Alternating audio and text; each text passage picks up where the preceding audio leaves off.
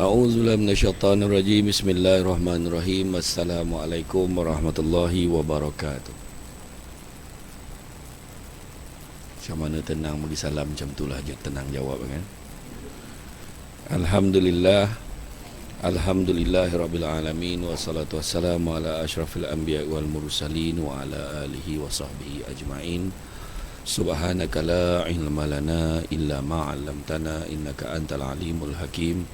Rabbi syrah li sadri wa yassir li amri wahlul 'uqdatam min lisani yafqahu qawli. Alhamdulillah, syukur kepada Allah Subhanahu wa taala, segala puji bagi Allah Tuhan sekalian alam. Salat dan salam ke atas junjungan besar Nabi Muhammad sallallahu alaihi wasallam. Yang dikasihi yang arif Datuk Muhammad Abbas Zafri bin Muhammad Abbas, Pesuruhjaya Kehakiman Mahkamah Tinggi 2 Kota Baru, Yang Berusaha Tuan Zaman bin Muhammad Noor, Pengarah Mahkamah Negeri Kelantan, Yang Berusaha Tuan Ahmad Bazli, Pegawai Integriti Negeri Kelantan, Yang Berusaha Puan Siti Syahira binti Yusof, Ketua Penolong Pengarah Unit Integriti PK, PMP, seterusnya para pegawai kan, kanan dan kiri dan kaki tangan yang bersempatan hadir pada hari ini. Alhamdulillah. Jangan betulkan stesen TV anda buat suara saya beberapa hari ni memang romantik sikit, tapi era ceramah tak berhenti kan. Macam mana kan, siapa suruh jadi penceramah kan. Dulu masa jadi pengarah tak sibuk macam ni sangat kan. Hari-hari sampaikan birthday sendiri pun ceramah, birthday isteri pun ceramah lagi. Birthday sendiri tak apa lagi, birthday isteri paling susah ni. Dan orang lelaki ni walaupun dia pengarah undang, walaupun dia hakim, dia takkan menang hujah di rumah. Salah kan, bukan tak menang, tapi kita bagi laluan. Kita dah biasa menang kan. Jadi Alhamdulillah, saya daripada pagi semalam, malam sebelum tu di Sungai Siput Perak, habis Sungai Siput, malam tu juga gerak ke Tanjung Malim, pagi semalam di Tanjung Malim, petang semalam di Pulau Pinang, di Butterworth, dekat tengah tu kan, tengah-tengah bandar Pulau Pinang tu. Saya dah fikir macam mana lah jam ni balik. Dan masalah tak balik rumah tu, ke Kelantan pula. Kedua pagi tadi sampai, Alhamdulillah sampai di Hotel Holiday Villa. Betul-betul pula tu je satu bilik yang kosong kan. So berhimpit-himpit lah duduk, tapi ada swimming pool. Tak sempat pun mandi kat situ, tapi kan ada, dapat tengok pun tenang hati dah kan, swimming pool. Lepas tu tadi pukul 11 tadi ceramah di hospital HUSM Kubang Kerian.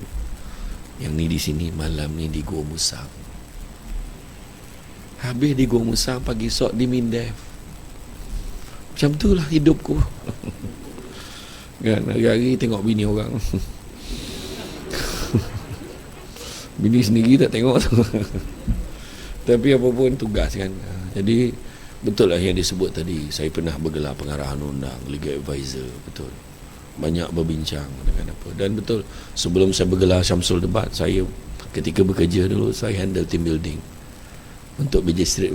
Rupanya susah buat team building tu hakim. Susah betul. Bila orang pandai semua susah. Dia punya berhujah tu, bayang game yang simple pun jadi susah.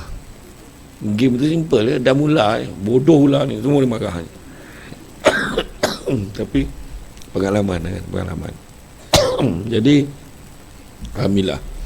Jadi mana kata dalam hidup kita ni kan macam tu lah kan, peralihan. Saya boleh jadi pengarahan undang, kemudian saya rasa saya nak berceramah lah, sebab banyak sangat dah ceramah. Saya fikir kan, saya ambil lah cuti tanpa gaji. Ambil cuti tanpa gaji selama setahun. Tak sempat setahun, bos panggil balik. Balik lah, banyak orang kekeh nak kena settle ni. Balik. Sebab tak ada siapa yang boleh jawab pasal undang kat pejabat tu. Assistant tak sama. Kau baliklah kerja balik. Masa balik kerja tu hidup dah tak sama. Pagi kerja, malam ceramah. Pagi kerja, malam ceramah. Sabtu Ahad ceramah. Penuh. Sampai kata hari Selasa, Rabu, Khamis tu kalau ada ceramah dekat yang jauh-jauh kena ambil cuti. Memang bos bagi. Sudahnya saya tak tahu mana satu part time. Jadi pengarah tu pula part time. Jadi kita cerita selalu kat orang pasal keberkatan rezeki. Jadi saya pun kena pilih. Saya tak boleh tamak nak ambil dua-dua sekali. Takut saya buat yang ni tak betul, yang ni pun tak betul. Sudahnya dua-dua tak betul. Jadi saya kena pilih salah satu. So saya pun ambil keputusan bersara pilihan. Saya dah ada kad pesara tau. Tunjuk dekat hotel dapat 10%.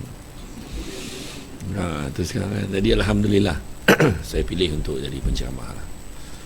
Dan tak usah lah minta kan. Best lah kan jadi ceramah sana sini jalan. Tak best kan. Kita manusia memang macam tu. Dia gemar nak sesuatu, bila dah dapat dia terlupa. Dan habis SPM, yes, tak payah fikir apa dah. Masuk universiti pula. Dah masuk universiti, dan dah sekolah tu lagi best kan. Habis universiti, yes, tak payah fikir dah pasal belajar. Kerja pula, tak sabar nak kerja. Dapat kerja kat komplek mahkamah. Kenduri, kena buat selamat, kena kerja kat mahkamah kan. Lepas tu dah kerja, kenapa lah aku kerja? Tu sebabnya petang ni adalah satu petang yang menyeronokkan. Petang ni satu program yang menyeronokkan. Sebab maknanya tak payah kerja. Macam tu. Dia orang mahkamah dia lambat sikit tangkap dia kena macam tu kan. Tak ada aku kau kan. Lepas tu bila dah kerja, bila lah nak kahwin. Bila dah kahwin, kenapa lah aku kahwin? Azab ni kahwin ni. Baru tahu lelaki ni perangai macam mana. Yang lelaki baru tahu bini macam ni dulu, kau main ayu, kau main buka tudung kembang. Dia tak jaga dah. Dia dah laku, dia tak jaga dah. Dalam rumah memang tak laku dah. Memang tak jaga dia macam tu. Bila lah nak mengandung, bila nak mengandung. Sekali mengandung, kenapa lah aku mengandung? Azab betul mengandung seseorang. Bila lah baby ni nak keluar? Bila baby ni keluar, kenapa lah kau keluar? Kena jaga kau pula, ngadap kau, ya Allah Akbar. Lepas tu bila lah budak ni nak bercakap? Bila budak tu dah boleh cakap, kau diam boleh tak? Ajar budak tu berjalan, tak teh. Nak sangat budak tu berjalan. Sekali budak tu berlari, duduk. Tak lagi. Itulah manusia. Tu sebab kita cerita pasal integriti hari ni. Sebab kadang dalam kerja kita nak kerja ni. Bila kita duduk dalam ni, maknanya kita ada kerja. Orang di luar sana bawa file folder kulu kilik tengah fikir nak kerja apa. Dia orang tak ada kerja. Kerana sanggup kerja. Bayangkan saya dulu masa saya jadi pengarah undang-undang nak ambil penguatkuasa, dia orang terpaksa buka jawatan tu kan, yang ada degree pun minta. Penguatkuasa SPM je. Jadi sebabkan saya dengan Datuk bos saya masa tu kata, kita tak nak limitkan permohonan dia tu, so kita bagi peluang yang sama kata. Kita orang suruh dia lari 2 round dekat Stadium Parkway. Tak kisah siapa. Sebab cuba tengok balik, benda tu memang kena buat. Sebab kebanyakan staff-staff yang baru kerja, yang Gen X, Gen Y, yang baru kerja sakit, demam, buah pinggang beralih, siku tercabut lah, apalah inilah, jantung berlubang sana sini. Jadi dia tak sihat. So kita suruh dia lari 2 round. Kita lari 2 round dekat Stadium Parkway tu, siap ambulans dah tepi. Ambulans dah siap buka pintu dah. Yang seorang tu lari round pertama, dia sendiri lagi masuk dalam ambulans. Hantarlah hospital, nak mati sangat dalam dia. Sebab dia tak biasa kan. Jadi kita, sebab semua orang layak, yang kita panggil tu semua layak. Sebab kebanyakan orang, bila kita terus potong nama dia, kita tak bagi dia pulang untuk lari tu, dia cakap, ni mesti dah ada orang dalam. Tu sebab kita tak kena panggil tu. So kita panggil dia. Semua-semua tu kita panggil lagi kat stadium. Sebab semua layak. So siapa yang masa terpantas tu, ataupun kita ambil pertimbangan lah, dia tu walaupun dia lambat, tapi dia cuba agak habiskan, kita nampak usaha dia tu, mungkin kita pertimbangkan. So kita jadikan 30 ke 40 orang untuk masuk ujian bertulis pula. Ujian bertulis, baru interview. Tu yang terpaksa kita buat. Jangan ingat bos tak perasan pattern you all cuti macam mana. Dekat lepas dah gaji, tak lama tu mesti cuti. Dah tahu dah. Yang seorang tu patternnya MC kan. Yang tadi lah buah pinggang beralih lah, apalah, demam kepialu, cikukunya, semua ada. Kan. Minggu lepas ada penyakit baru diumumkan, sesama tomato. Apa hal? Tomato sesama mengeluar, apa hal tu? Kan. Yang seorang tu pula Manya meninggal. Pak saudara meninggal, atuk meninggal, nenek meninggal, bapak meninggal, mak meninggal. Kalau susun senarai yang meninggal tu memang tragis betul dah hidup ini, sebab dia satu-satunya waris yang tinggal dalam keluarga tu. Dah tak ada siapa dah kan. Sudah hanya dia, jiran meninggal pun cuti. Bayangkan, jangan ingat bos tak perasan. Jadi bos ni dia punya kamera tu fokus macam ni, dia nampak semua. Kau bawa file tinggi-tinggi, kau ingat bos tak tahu bawah tu borang cuti? Bos tahu dah kan. Saya jadi bos tu saya tahu, saya jaga 80 orang penguasa. Allah bagi saya deria yang ke-6 ke-7 ni. Tempat yang saya minum mesti jumpa penguasa saya minum. Jom kita minum situ lah. Ada satu van minum situ. Dia bos, kita nak sudah lah. Air penuh lagi ni. Kan kalau kau tak buat salah, kenapa kau takut? Kan? Macam tu lah. Jadi bab integriti ni simple. Integriti ni integer itu adalah istilah asal dia. Dia sebenarnya istilah asal integriti ni berasal dari istilah pembangunan kejuruteraan, kekukuhan, keteguhan binaan, itu integer. Jadi dijadikan sebagai integriti. Maksud integriti adalah kejujuran, ketelusan, kesempurnaan dan kekukuhan. Itu. Faham tak katnya? Faham tak? Faham jadi sekianlah ceramah hari ni. Bukan susah sangat ni, bila faham integriti itu okey dah tu kan. Tapi macam mana pula kan? Jadi integriti ni sebenarnya adalah semua sifat-sifat yang baik. Jangan kita terkeliru dengan rasuah saja. Rasuah salah satu daripada unsur-unsur dia. Tetapi integriti ni meliputi semua aspek kekemasan dan kehadiran. Kan? Kehadiran ke tempat kerja. Kadang datang tapi kualiti kerja macam mana? Datang tapi tak buat kerja. Ada. Datang membincangkan episod drama malam tadi. Aku geram betul tengok si Haifa. Tak perlu pergi pahit sangat. Kan nak sangat. Nah, lelaki kau tak nak, sudahlah. Beria sangat. Geram aku. Kan? Akhirnya terima juga. Kan? Dapat Aina. Kan? Saya tak tengok. Saya agak-agak macam tu lah cerita dia. Kan? Bincang episod drama malam tadi. Tutup marah. Lepas tu pukul 9. Hari ni nak minum kat mana? Minum. Dia yang risau. Geng minum ni halakah yang sama, grup yang sama setiap hari. Dan ketua kumpulan ni tu kan adalah bergantung kepada siapa yang bawa kereta. Itu ketua dia. Dia akan tentukan. Cara gelak tu betul tu. Dia tentukan minum mana hari ni. Ikut je lah. Nak minum mana hari ni? Ikut je lah. Lepas tu pukul 10 lebih sampai dekat office. 10 lebih pun sampai ke office. Jumpa pula orang kampung. Pergi sini kau. Lama tak jumpa. Jom minum. Tak adalah aku pun minum. Nggak ada lah minum. Tarik minum lagi. Akhirnya pukul 11 lebih baru balik pejabat. Sampai ke pejabat. Aduh, hari ni tak ada orang jemput anak. Weh, takut jam ni. Kau cover aku aku kena jemput anak balik sekolah ni. Takut nanti jam lah apa semua.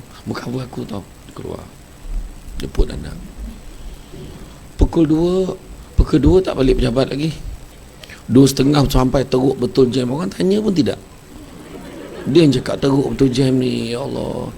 Weh, petang ni nak minum kat mana? Kenapa kita dah minum? Bungkus je. Keluar juga bungkus. Pukul 3:30 pun sampai pejabat.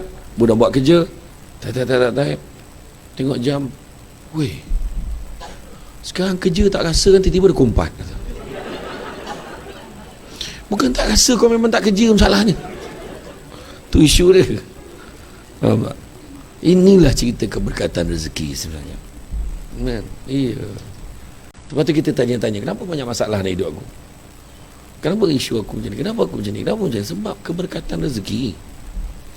Itu je. Soalan nak ditanya, bagaimana nak menghalalkan rezeki yang kita cocok pada setiap bulan tu. Kita boleh tahu tau cara Pusuruhjaya Kehakiman cucuk mesin ATM, cara dengan pegawai biasa mahkamah cucuk ke mesin ATM. Ada gaya beza tau. Beza. Datuk Ketua Hakim kita kalau dia cucuk duit macam ni ya.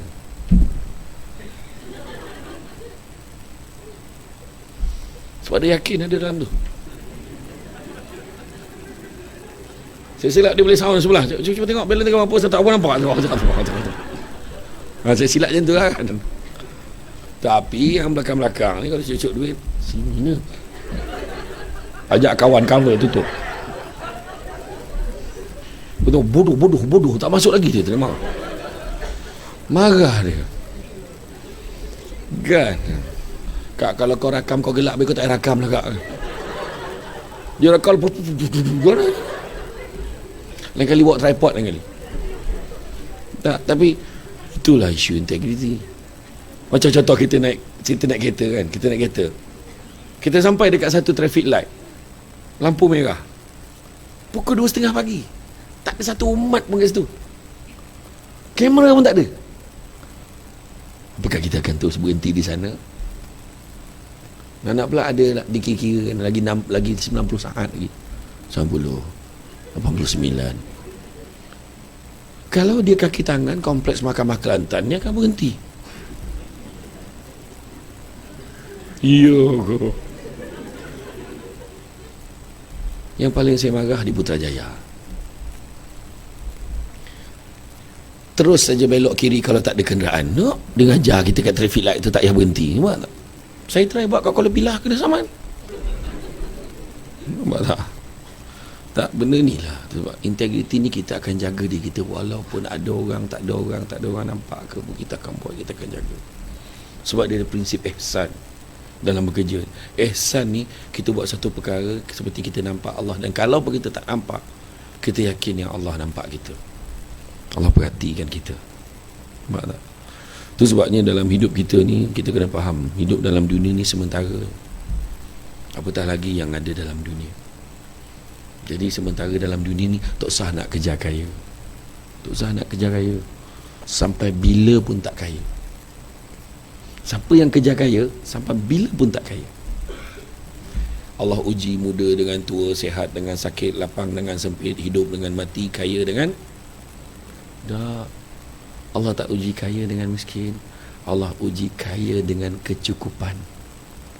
Ada orang kaya tapi tak cukup-cukup lagi.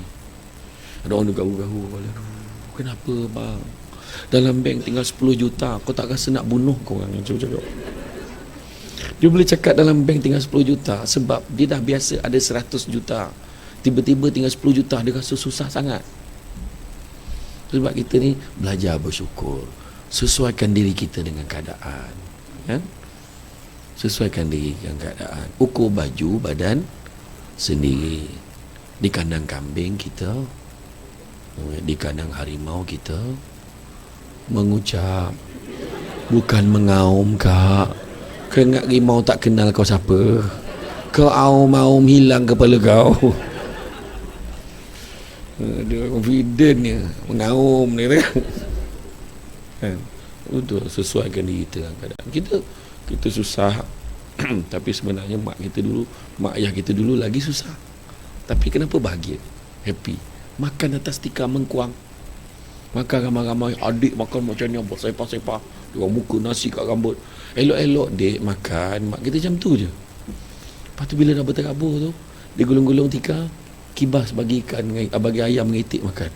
Settle. Hari ni rumah besar, meja marble, bukan marble,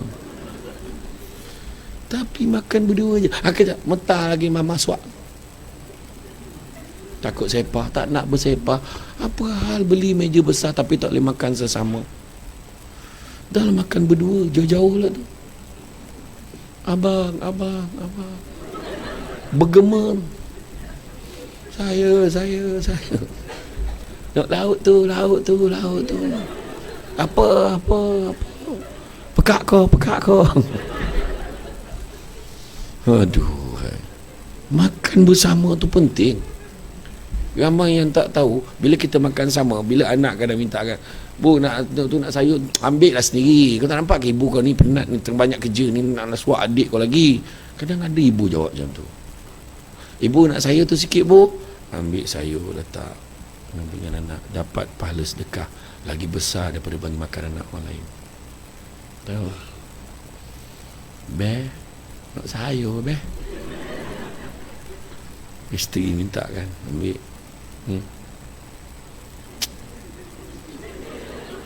Apa? Tak, saya kena lakonkan biar kau faham. Abang anak tengok kan. Biarlah anak tengok. Yelah. Kalau bersuap, bila suap anak yo. Anak tak pernah tengok. Kebahagiaan tu kongsi. Anak akan rasa happy. Mak ayah aku tu yang kita nak. Ini Allah garangnya. Tahulah dia ketua hakim. Tak, bukan sinilah, tempat lain. Dengan ini saya putuskan, kat rumah macam tu. Kan, tak adalah macam tu kan. Kat rumah kita kena profesional lah, di rumah pun. Betul tak? Hidup ni sementara. Apatah lagi yang ada dalam dunia lebih lagi sementara. Ada orang cakap saya seronok tu jadi Samsul Ubat dengan suka sana kemari. 3 dialog anak saya sebut. Sebab kita ni gemar tengok apa yang orang ada tu. Kita terlupa apa yang kita ada. Nak sangat jadi macam Samsul Ubat. Penat, tak terbawa badan kadang.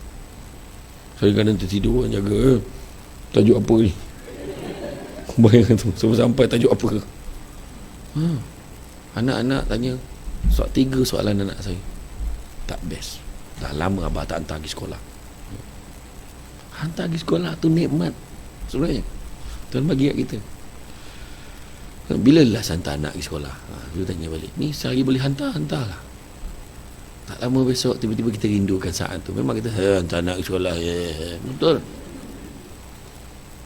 Orang lelaki hantar anak sekolah biasa, orang perempuan hantar. Orang lelaki lebih tenang. Kan? Orang lelaki hantar anak jelas, tenang, happy. Orang perempuan hari-hari konfrontasi dengan anak ni. Mana-mana dia cuma suap stokin. Kadang dah sampai sekolah kasut tak ada. Mama lah nak cepat sangat, kasut tak pakai ni. Kasut tinggal kat rumah. Bayang. Pernah berlaku tak cakap? Pernah berlaku tak? Benar. Orang lelaki dah semua siap dah. Okay, jom. Ayah macam tu. Ayah tak ada pressure. Ayah ni dia bila mendidik anak dengan iman macam tu lah. Kan dalam kereta nak, wow tadi kan semalam kan cikgu ni minta duit yuran, lepas tu kan minta mama kata tak ada banyak sangat duit berapa ringgit? RM10 je. Nah, terima kasih bah. Nanti dia suka sangat tu abah dia hantar. Abah tak banyak cerita bagi je. Yang kedua, anak komplain dah lama tak best, dah lama abah tak buat lagi pasar malam. Pasar malam mustahak kat dia. Orang lelaki nak nampak hebat pasar malam. Jalan nak apa ambil. Pasar malam boleh lah, cuba pasar raya kau buat macam tu, tengok meninggal tak meninggal. Dia paling nak, dia nak aiskrim potong. Yang mak dia nak corn cup, nak jagung. Mak dia yang tofu, dia tak tahu. Anak mak dia lebih beli, bukan anak tu. Betul tak? Dan dialog yang paling tak tahan, dialog yang ketiga. Macam dah lupa-lupa muka abah macam mana. Bayang lah. Walau abah dan YouTube boleh tengok, dan TV boleh tengok, tapi maksudnya apa, dah lama tak tengok abah. Appreciate. Kita ni jadi macam tu sebab kita tengok apa yang orang ada. Bayangkan rupa-rupanya teknologi ni menyebabkan ramai orang sakit. Duit banyak tapi meloncat-loncat depan video tu bahal. Dan kaya dengan cara macam tu. Macam mana tak ada apa. Tu sebab ramai budak-budak muda hari ni kata dia tak nak sekolah, kata. Dia tak nak belajar, dia nak jadi YouTuber, dia kata. Jadi YouTuber banyak duit. Saya cakap tu, minta maaf, saya cakap dengan dia. Saya kata, korang jadi YouTuber tapi bangang melantun-lantun buat apa? Saya kata, biar ada ilmu. Alangkah baiknya kamu jadi YouTuber dalam masa yang sama kamu seorang peguam. Jadi YouTuber dalam masa yang sama kamu seorang engineer. Jadi YouTuber dalam masa yang sama seorang doktor pakar. Contoh, jadi boleh share benda-benda bermanfaat ke orang. Itu sibuk. Bila lagi orang nak hargai bakat saya? Saya tak cakap saya siapa lah.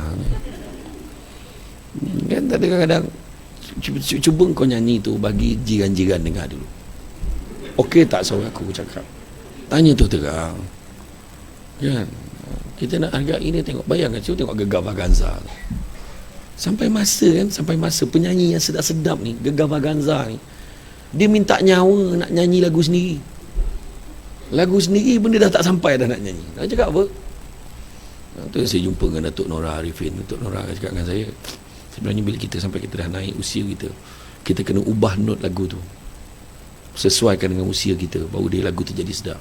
Baru saya tahu patutlah saya nyanyi tak sedap sebab saya tak ikut not yang sesuai dengan saya. Macam tu lah. Sebab kata, bayangkan orang punya sakit mental disebabkan media sosial. Teruk. Hari ni budak boleh buat live. Dulu kan nak berlakon kena buat screen test. 3, 2, 1 action, sampai hati kau. Macam tu kan. Sekarang tak payah, semua dah ada TV sendiri, IGTV namanya. Jadi TikTok live sendiri.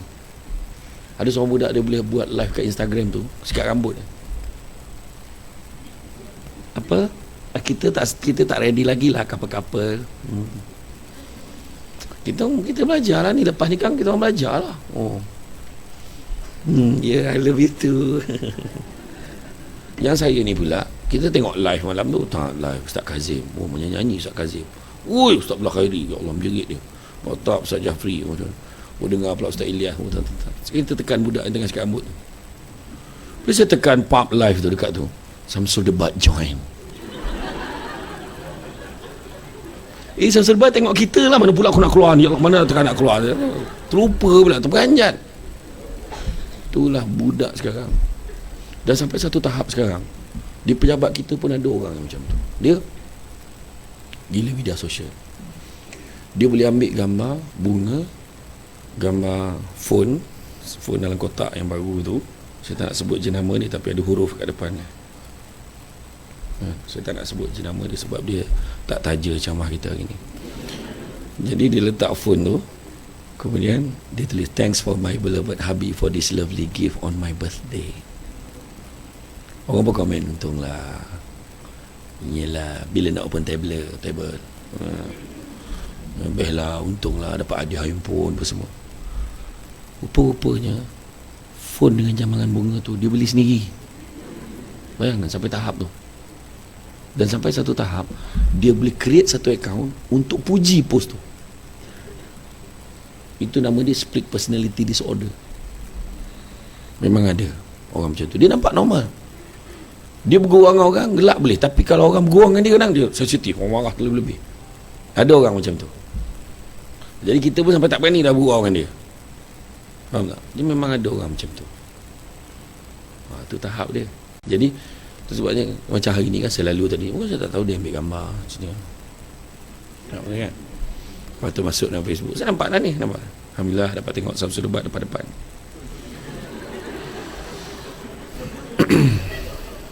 Lepas tu dah ada orang komen, untunglah tu. Seorang tu tak ajak pun gitu kan. Kenapa aku tak tahu seorang lagi kan?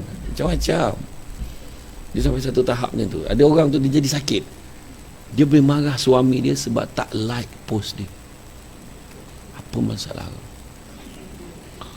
Paksa suami sampai hati abang post orang lain abang like. La ilaha illallah. Itulah dia sekarang media sosial, ukuran dia kat situ. Itu yang menyebabkan penyakit ain tu. Dalam phone dia menyebabkan penyakit ain banyak. Abang tengok bang, orang ni bercuti kat mana. Tengok. Tujuan tengok tu jangan kau bandingkan dengan hidup kau. Jangan.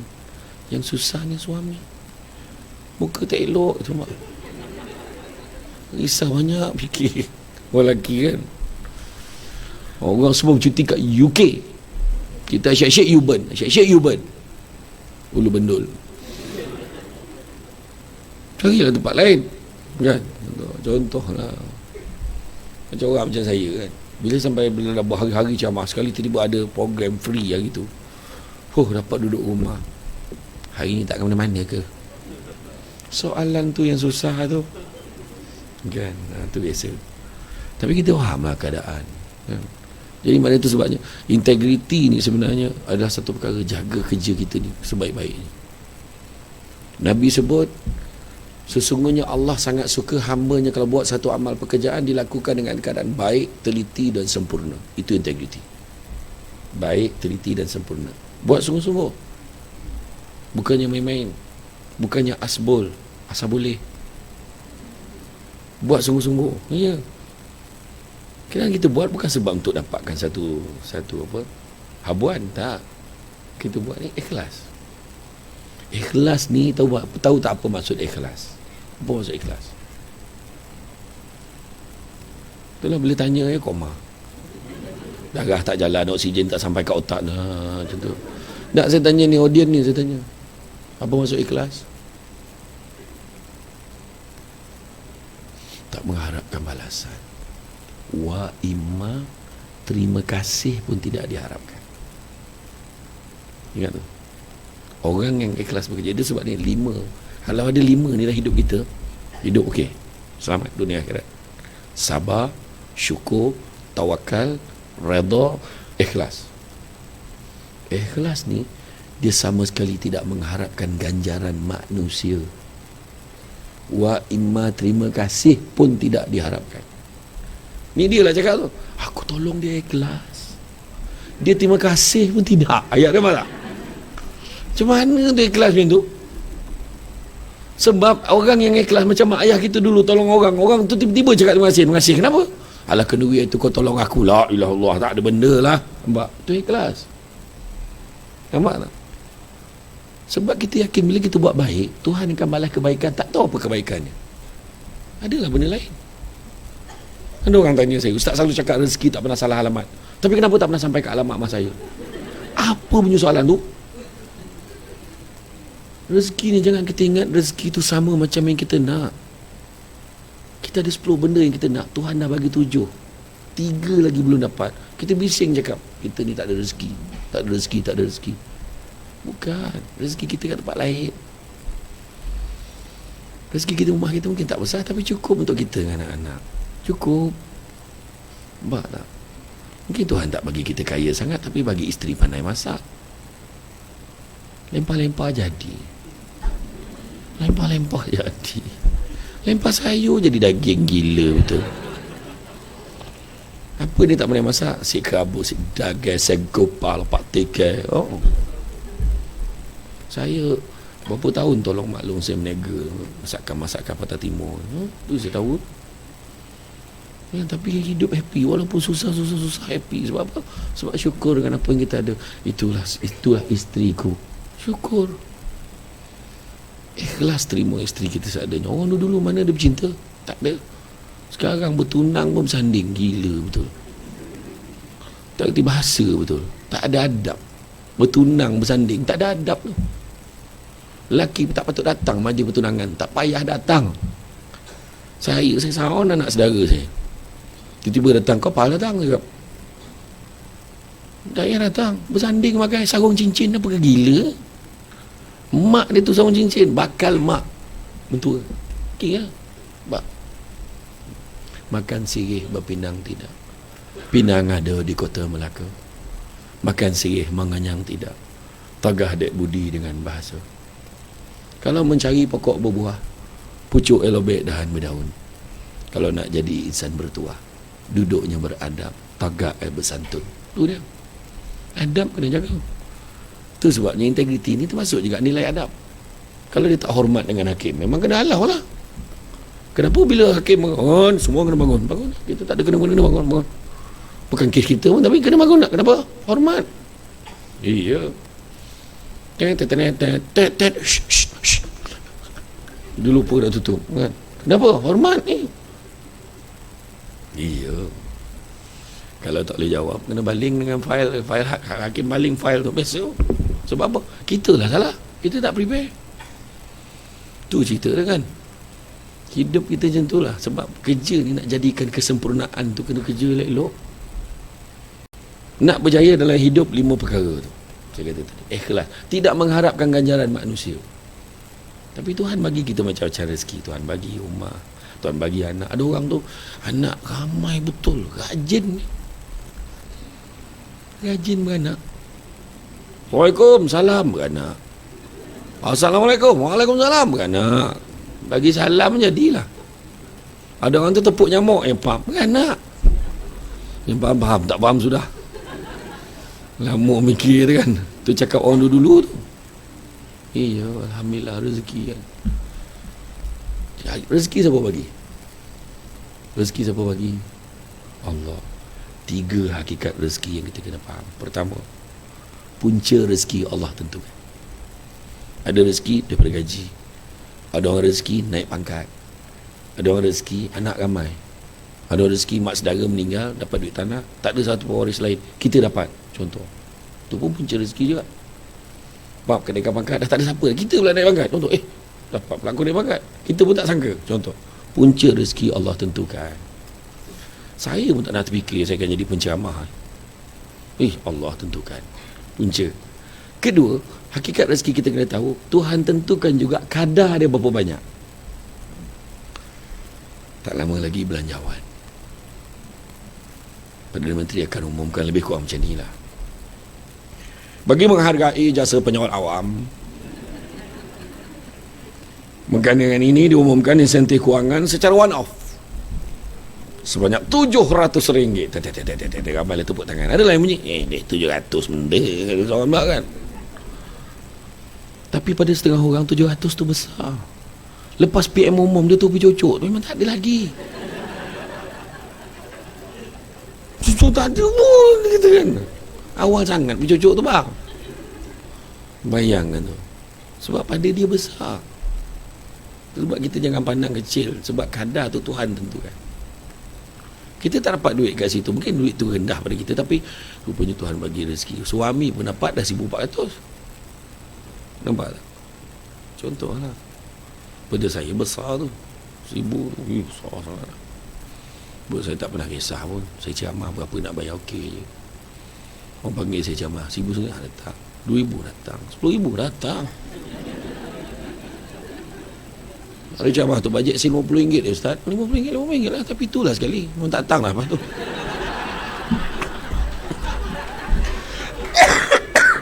Integriti kena jujur cakap apa tak ada. Saya pernah ceramah dekat Benta, Sekolah Kebangsaan Benta. Dia dah buat 10 sekolah motivasi UPSR. 10 sekolah Benta kat Kuala Lipis kan. 10 sekolah. Dia cakap dengan PA saya 10 sekolah tapi bajet kami 300 je. Bukan 300 satu sekolah tu, untuk 10 sekolah calon-calon PSR 300 tak terangkat kening. Jauh tu daripada Seremban nak pergi Kuala Lipis tu.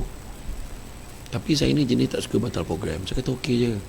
Cuma tanya dia, ada tak program tempat lain? Sekali kalau tak adalah pergi satu tempat je. Jadi sempat lah saya nak makan ikan patin tu. Memang sedap. Kalau patin Kuala Lipis pada saya lah paling best sekali. Ngeletek nyawa sedap betul. Tu istilah ni 9 je kan, memang sedap betul. Patin goreng dekat Patin Steam Azmi Kuala Lipis. Betul. Memang sedap. Betul. Memang sedap betul. Dia punya pedas warna 9 pun tak tahan. Punya pedas memang best lah. So saya pun pergi, rupa-rupanya Tuhan nak tunjuk kat saya. Sampai kat Sekolah Kebangsaan Benta tu. Lepas tu adalah satu surau pun nak bayar 300, ada satu masjid malam tu 400. Okey lah. Saya kata sekali jalan. Adalah 2-3 program. Jadi rupa-rupanya bila sampai kat Sekolah Kebangsaan Benta tu, 10 sekolah yang combine tadi, calon UPSR dia sekolah ni seorang, sekolah ni calon ni 2 orang. Dia SKM, sekolah kekurangan murid. Memang budak tak ada. Dan 300 tu pula cikgu-cikgu tu kongsi seorang sikit. Bayangkan kalau saya batalkan sebab tu. Hari ni ada pun ceramah. Tak ada 5,000 dia tak datang. Ada. Saya okey je. Tapi yang dah setuju tu janganlah dikurangkan. Perbincangan kurangan-kurangan dia. Wow. Saya pernah ceramah dekat Johor Kota Tinggi. Kan? Lepas ceramah tu, saya ceramah 1 jam setengah petang tu. Malam ni nak ceramah dekat dataran JB pula. Lepas tu saya ngantuk-ngantuk pun. Nah Ustaz, berat ni. Alhamdulillah Ustaz, rezeki cash gitu. Saya pun okey, masuk dalam kereta. Saya berhenti kat bank. Beli kat bank. Saya nak bank in duit kan. Sebab saya tak biasa pegang duit banyak. Sebab orang perempuan boleh bau. Dia macam bau belerang tu. Salam cium tangan. Dapat duit ke tadi? Tahu dia. Dia boleh tahu perempuan ni. Jadi saya berhenti kat bank Islam tu. Saya pun terletap maksimum. Apa ni? Situ dah berapa? 11,000. Masuk kali kedua, masuk kali ketiga, total 30,000. 1 jam setengah 30,000. penceramah paling mahal dalam Malaysia. Saya pun masuk dalam kereta, cakap dengan driver saya, "Wih, dia bayar aku 30,000 weh." Bonus. Dia kata bonus. Dia kata nak. Lepas tu telefon bunyi, "Assalamualaikum tuan, minta maaf tuan, salah sampul." Tapi saya bangga walaupun 5 minit.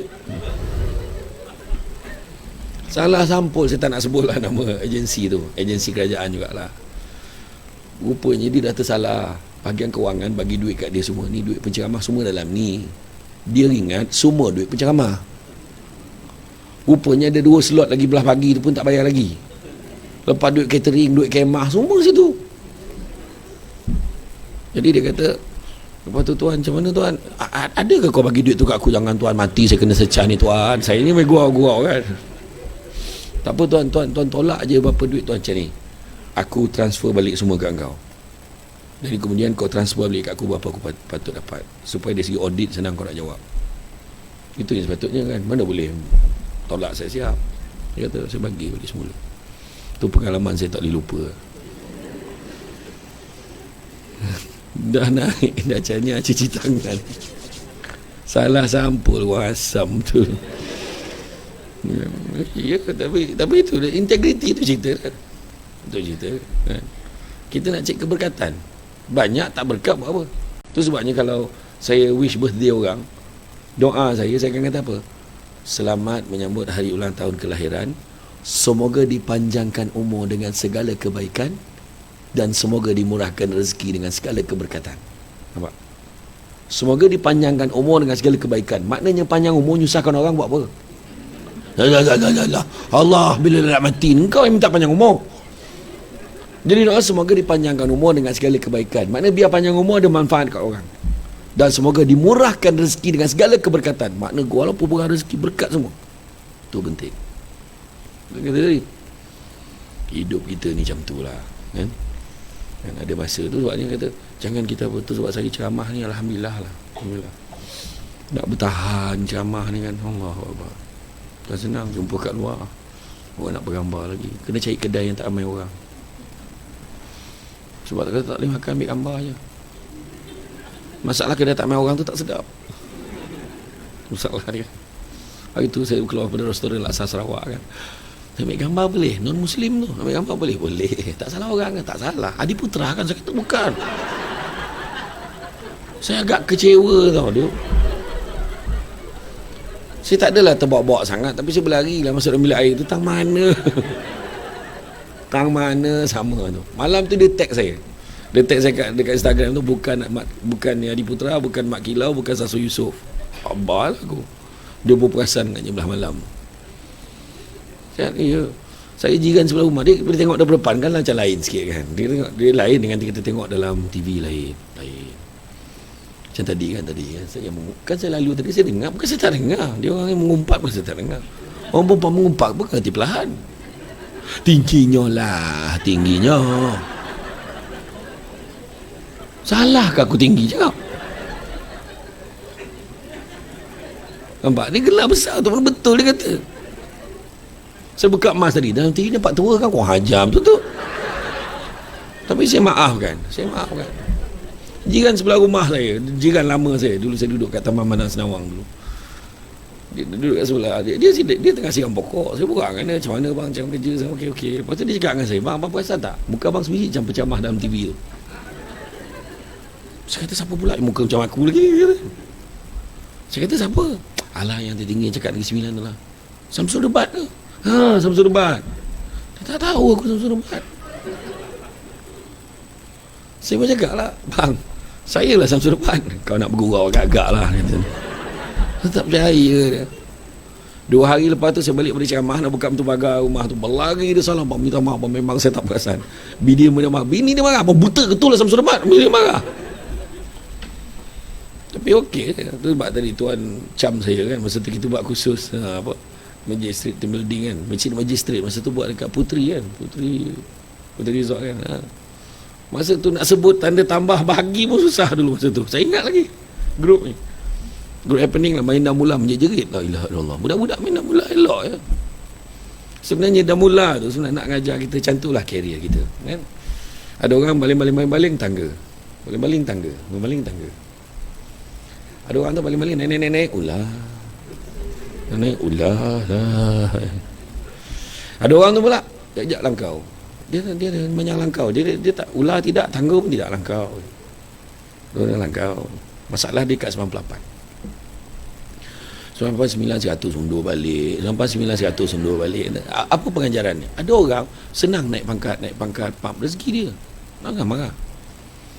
Ada orang tu pula yang ular tu jajak tukar department, pangkat tak naik. Tukar department sini, tukar department sini, tolak sana, tolak sini, tak sini. Percaya hikmah. Tuhan bagi kita menguasai semua kerja.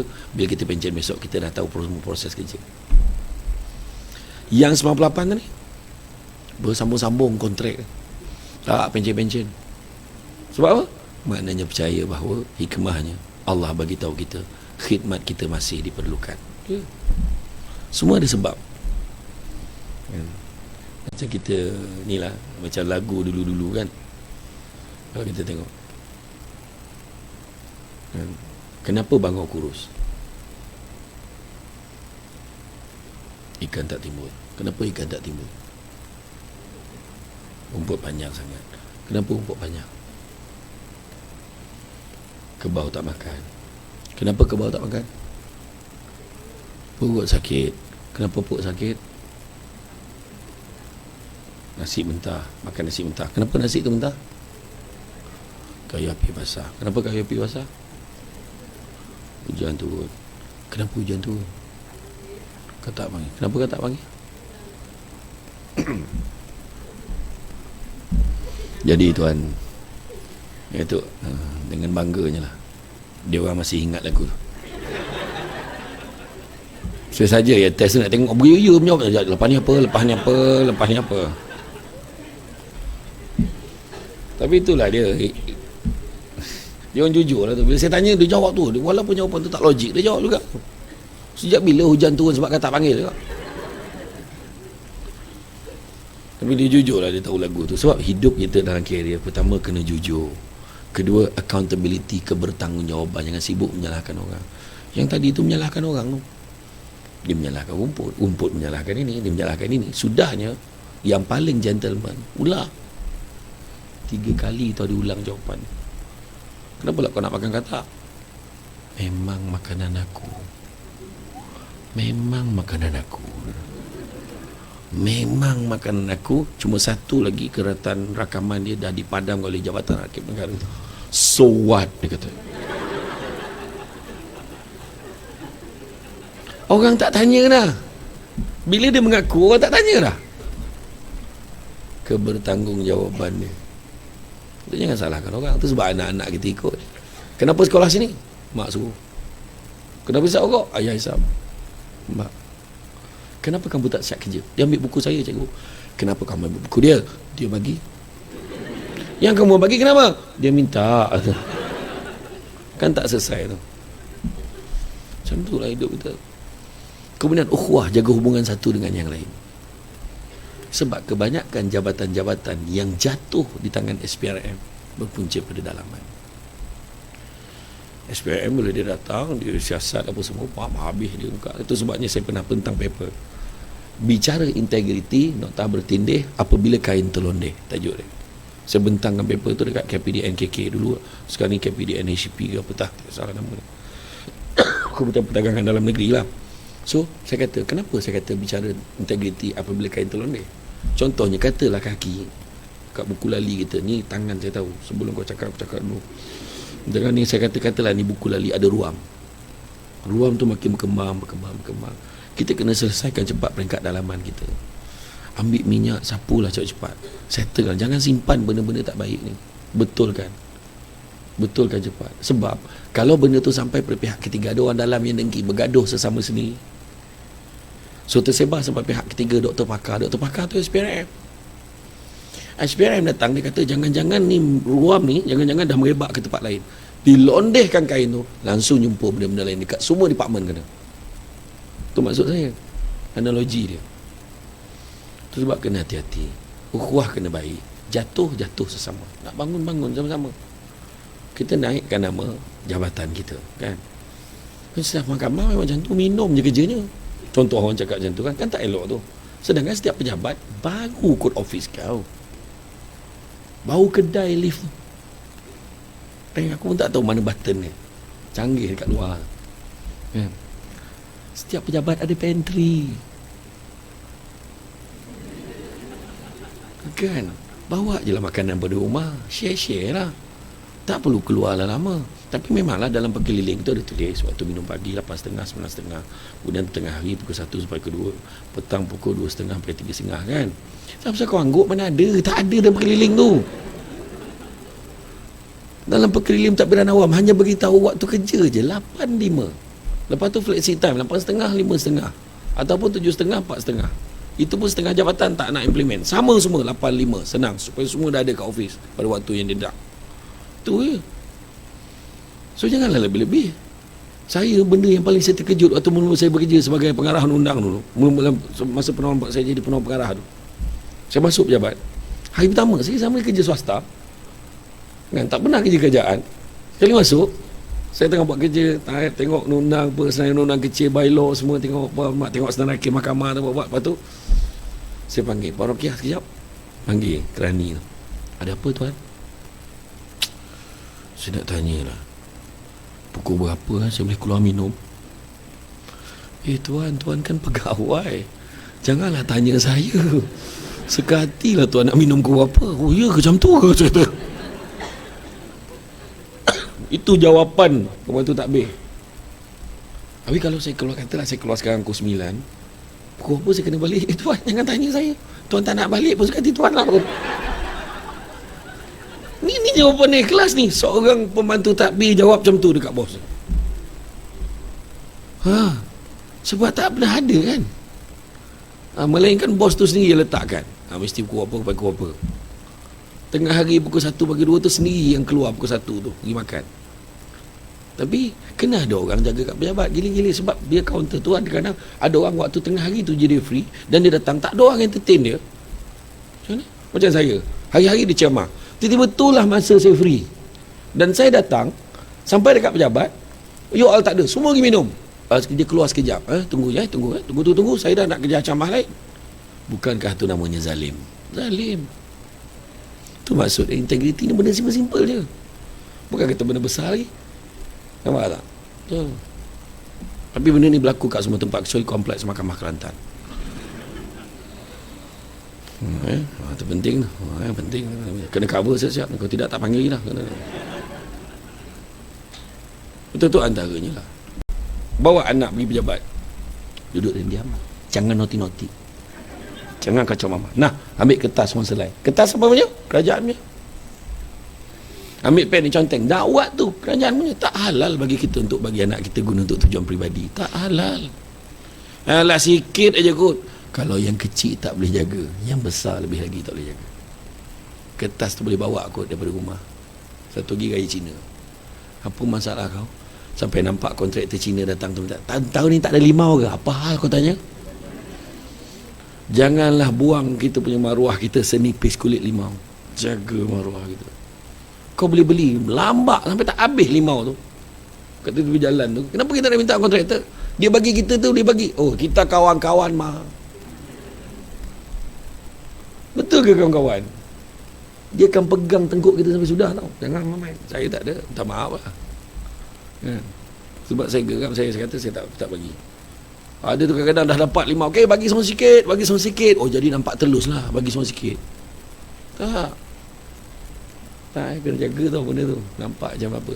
Dia kalau betul, dia ikhlas. Dia akan bagi semua. Taman-taman kampung tu semua dia bagi. Tapi kenapa dia bagi kita? Ada kepentingan. Senang nak minta tolong apa-apa hal, nak cepatkan proses apa-apa hal, semua minta gitu. Tak usah. Waktu interview anak buah saya dulu nak minta kerja, buat kuasa. Pening bala saya. Pakai kabel paling power pula tu. Mak saya pakai.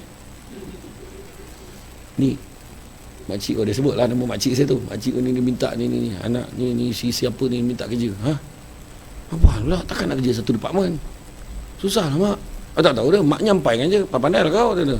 Sudah kata. Tu yang buat tadi. Lari 2 round. Lepas pula lari tu.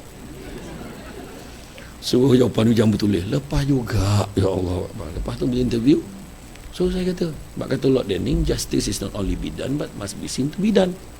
So kenalah jaga. So dalam interview tu saya pesan dengan Azrin yang jaga bilik temuduga kat luar tu, Azrin, nanti sekarang kalau calon yang ni sampai, tolong beritahu dekat saya dulu lah, beritahu dekat bilik ni sebelum panggil dia masuk. Okey. So calon pertama, kedua, ketiga, empat, kelima, sampai calon yang ke-8, nama dia masuk. Tuan, lepas ni yang tu, yang calon yang tuan cakap tadi, saya pun cakap lagi 2 panel, dua-dua ni pengarah. Saya cakap, tuan, semua calon lepas ni anak saudara saya, jadi saya tak boleh berada dalam bilik temuduga ni. Dia minta you all buatlah penilaian mana yang baik. Saya tak sound, cuba kau tak bagi tak ada pun. Saya lepas kat dia orang, saya pun keluar, tunggu habis pap. Okey tuan, dah selesai. Azrin pun panggil saya balik, saya pun masuk dalam bilik. Masuk dalam bilik tu, saya pun tanya, macam mana? Tak boleh lah, saiz dia kecil sangat, tak cukup saiz. Lepas tu bila tanya, dia tak boleh jawab. Oh ya ke? Habis tu tak layak ni, tak layak. Okey, saya pun tulis lah tak layak. Tapi cerita tu tak berakhir di situ. Segala ungkitan-ungkitan kisah lama pun bermula. Dari kecil aku bela kau, ini balasan kau. Semua keluar. Saya sakit masa kecil, dia pernah jaga, semua keluar. Tapi kena tahan lah. Itulah harga dia, sebuah integriti. Dan apa yang berlaku hari ni, alhamdulillah, anak saudara saya dapat kerja lagi baik lagi. Dan kemudian dia dah kahwin, dan pun ada anak 2 orang, comel-comel, isterinya guru agama. Allah, saya kata apa lagi nak? Saya cakap dengan dia, betul tak ada lebih baik lagi? Bukan saya bagi rezeki dia. Kalau betul rezeki dia, tentu 2 orang tu cakap dia layak. Cakap tu je kan? Tuhan tentukan rezeki tu, dan Tuhan tentukan bila. 3 hakikat rezeki dia. Satu tadi kan, pertama Tuhan tentukan punca, Tuhan tentukan kadar. Yang ketiga, Tuhan tentukan bila. Saya terlupa cakap tadi kan, anak ramai, kerana memang susah, struggle. Tapi bila dah besar-besar, anak dah kerja. Dalam grup WhatsApp family, untuk dengan ini dimaklumkan, sekarang dah masuk 25 hari bulan, masih ada anak-anak yang belum membuat bayaran bulan ini. Sila abaikan mesej ini sekiranya bayaran telah dibuat. Bertalu-talu masuk duit lepas tu. Tapi itulah dia kan. Jadi jujur, accountability, kemudian ukhuwah, jaga hubungan, jangan jatuh-menjatuhkan antara satu sama lain. 3 perasaan penyakit dalam hati yang kena buang. Pertama, tamak. Tamak tu yang menyebabkan orang sanggup tipu mileage, orang sanggup tipu overtime. Sebenarnya mileage dengan overtime ni bukannya kita tambah duit income, tak, nak cover expenses kita balik je, tu je. Mileage tu sampai, memang betul overtime dia tinggi, betul tinggi, tapi tak boleh lebih 1/4 1/3 gaji kan overtime dia. Tapi motor dia teruk ni, memang dia claim mileage tinggi, tapi motor jahanam, maintenance, betul lah duit dia kadang tak cukup pun. Mileage kenapa nak tipu? Bahagian kewangan memang ada query, kenapa awak claim ni berbeza dengan orang lain sedangkan semua pergi kursus yang sama? Jawab dengan jujur, jangan marah macam duit mak bapak kau. Sebab bukan duit mak bapak dia lah dia tanya soalan tu. Jawab dengan jujur, sebenarnya saya bukan sengaja claim mileage, sebenarnya saya tak tahu jalan. Dekat roundabout tu saya pusing 3 kali, saya hilang pedoman, tak tahu simpang mana harus kau ikuti. Umumkan kan selalu macam tu. Kan? Nampak tak? Yang jujur je cakap, tak tahu kan? Jadi mana kata tu, dalam hal tu kita kena jaga hubungan antara satu sama. Jangan tamak. Kedua, jangan sombong. Belagak dengan apa yang kita ada. Sementara kan cakap, saya dulu pernah bergelar pengarah nondang sampai masa besar. Dia dekat pejabat daerah tu, nombor 1 tu, pangkat nombor 1. Tiba-tiba bersandar tapi dinding masjid tu, faham tu, pencen. Bukan kita punya. Sampai masa kita letak jawatan, orang lain akan isi jawatan kita. Tak usah lah kan? Ketua kampung sekali mengundi, bayangkan sekali mengundi 3 Perdana Menteri dapat. Makna sementara tak sementara ke tu? Ni lepas ni kan pilihan raya tak lama lagi kan, contoh pilihan raya mungkin akan dapat Perdana Menteri baru lagi. Sebab macam mana kita boleh bersombong dengan benda yang kita ada? Weh, suami I bagi I 2K sebulan, you ada? Malam tu mati lelaki tu tercokek sudu. Orang perempuan dengan mam joget tu, abang tercokek sudu, mati, hilang 2,000 sebulan.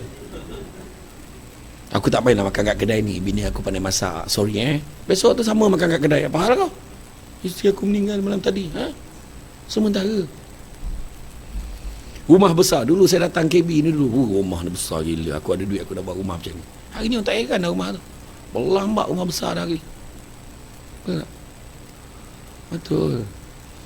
Pangkat lagi lah, sampai masa pencen, sampai masa bersara.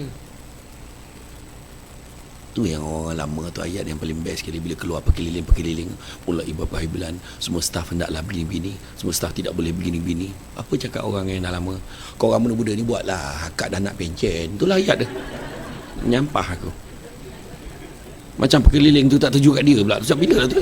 Perkeliling ni terpakai pada mereka yang baru kerja, yang dah nak pencen, lupakan. Tak ada pun. Ayat tu kan, selalu dengar tak ayat tu? Kan, saya tahu dah ayat tu. Akak ni nak bencen kata kan. Semua kena. The do and the don'ts, ikutlah. Ya. Jangan sombong. Tak ada benda. Penyanyi tu, engkau lah, sampai masa tak boleh lari tarik suara. Jangan apa? Jangan sombong. Sampai kaya Allah nak tarik sekejap je. Saya pernah jumpa dengan orang kaya, dia tak sombong pun, tapi cara dia bercakap tu kan, memang bahasa dia. Saya pergi rumah ada satu Datuk Seri tu, rumah dia besar, kereta dia Porsche, Lamborghini, Jaguar. Renault. Saya kata, Datuk Seri, besar rumah dia, swimming pool, surau dia siap, surau lelaki perempuan, tempat ambil wuduk selesa. Ada satu orang kaya kat puncak perdana saya pergi tu, buka dia punya kepala paip tu, menyala lampu tu dekat kepala paip tu, woi, betul. Dekat tempat shower tu kan ada pusing shower, nak hot apa semua kan, hujung tu ada AM FM. Boleh dengar radio, pukul boring mandi sambil dengar radio. Tempat berak ni, tempat buang air besar ni, ada TV. Ya Allah Akbar, dahsyat betul orang kaya ni. Dan rumah orang kaya yang saya tanya tu kan, Tok, agaknya mahal betul rumah ni Datuk Seri. Tak adalah, mesti saya beli dulu murah lagi. Masa tu baru 4 juta. Aku salah tanya, kena salah jawab cakap. Pada dia 4 juta tu murah. Kalau kita lah beli rumah 4 juta, memang tak pasang aircon dah, terjunta je wayar tu. Wayar kipas pun tak pasang dah. Bang makan bang, pergi kat dinding tu jilat. Tak makan apa dah. Tak ada apa dah nak makan. Betul tak kan? Tapi itulah dia bahasa orang kaya. Saya pergi syamah dekat PKNS waktu PKPB. Orang PKNS kata, Ustaz, kalau beli rumah Ustaz, anytime ni Ustaz, tengah murah ni Ustaz. Berapa? Dalam 1.2, 1.3 nya. Kau hilang akal ke cakap aku macam ni? 1.2 juta tu murah kat dia. Itu sebab beza kan. Tapi dia bukan sombong, tapi betul bahasa dia tu. Tapi cuma tak sesuai kat kita. Ada satu datuk tu lagi lah, ajak saya makan. Ustaz, cuba Ustaz rasa kopok ni. Sedap tak? Saya camah kat rumah dia. Sedap lah tu kopok ni. Itulah tu, isteri saya pun cakap sedap. Tu yang kita orang beli kilang tu, apa pula kau beli kilang ni? Kalau sedap kau beli banyak, kau bagi orang rasa, sudahlah. Kau sampai beli kilang tu kasar ni tu, cakap tu. Dia bukan belagak, tapi itu bahasa dia. Sebab dia kata tak usah dah mimpi nak jadi kaya, tak payah. Tapi kejarlah bahagia. Kejar bahagia. Sebab satu hari nanti kita akan sedar bukan semua perkara boleh dinilai dengan harganya. Deep tak? Bahagia bukan melihat pada apa yang kita ada, tapi melihat pada sikap kita terhadap apa yang kita ada. Itulah isteriku. Bukan senang nak dengar ceramah sambil bini pun ikut sekali dengar. Contoh. Bahagia tak? Bahagia tau. Saya duduk tengah-tengah tadi. Ya tu lah rumah dia, ya Allah, biniku kata. Rindu kat rumah kan. Ya. Tapi orang perempuan ni macam tu lah. Sebenarnya orang lelaki dengan orang perempuan dia kena, orang lelaki kena appreciate. Dia lelaki suami isteri ni punca bergaduh, suami isteri bergaduh ni sebab dia tak appreciate. Dia terlupa nak appreciate. Orang perempuan tanggungjawab dia dua je. Orang perempuan di rumah tanggungjawab dia dua je. Melayan suami, melahirkan anak. That's all. Sempat salin. Saya ulang balik. Tanggungjawab orang perempuan hanya dua sahaja: melayan suami dan melahirkan anak. Itu sahaja. Ngeri tak orang lelaki. Balik kan orang perempuan tanya, abang perasan tak macam Masam Surbat tadi yang dalam bab tanggungjawab perempuan tu? Jangan bang, abang time tu abang terlelap tu tak perasan sangat tu. Kemas rumah, basuh baju, kidai kain, besarkan anak, bagi didikan anak, jaga anak, bagi makan anak, semua besarkan anak, didik semua, kemas sental bilik air, basuh kain, sidai kain, semua tugas suami.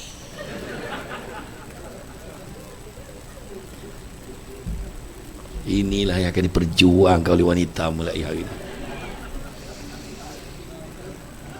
Tak ramai lelaki marah saya benda ni. Tapi sebenarnya tak dengar, tak habis lagi dengar.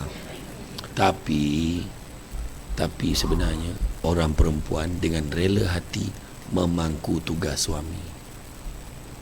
Dia tolong buat. Itu sebabnya kalau kita puji dulu, kalau kau tak puji dia tanya lagi susah. Balik tengok rumah kemas. Ya Allah, kemas rumah hari ni. Tak terbuat abang sayang. Terima kasih sayang tau. Macam mana, siapa lagi tak buat? Tapi dia happy tu. Masuk bilik air, dia sental bilik air kan. Ya Allah, wangi bilik air hari ni. Saya mana buat apa-apa ke? Yalah, penat tau. Berapa jam. Dia suka benda tu. Bila kau tak cakap, dia tanya. Kau keluar daripada bilik air, dia tanya, tak perasan ke bilik air tu? Ha? Lelaki ni memang banyak fikir. Kes banyak. Fikir tu, pasal ni, tanggungjawab itulah, inilah, pekerja lah, itulah. Macam-macam nak fikir. Kenapa lah kau tanya soalan ni? Kau tak perasan ke bilik air tu?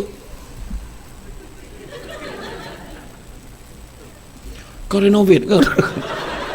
Punya teruk lelaki tu. Bukan renovate lah, abang ni memang tak alert tau. Dia kata marah dia. Ya. Itu sebab dia kata tadi kan? Dalam hal tu kita kena, kalau kita tahu tanggungjawab kita tu orang perempuan dah buat, kita tak komplain. Sayang dah, sudah.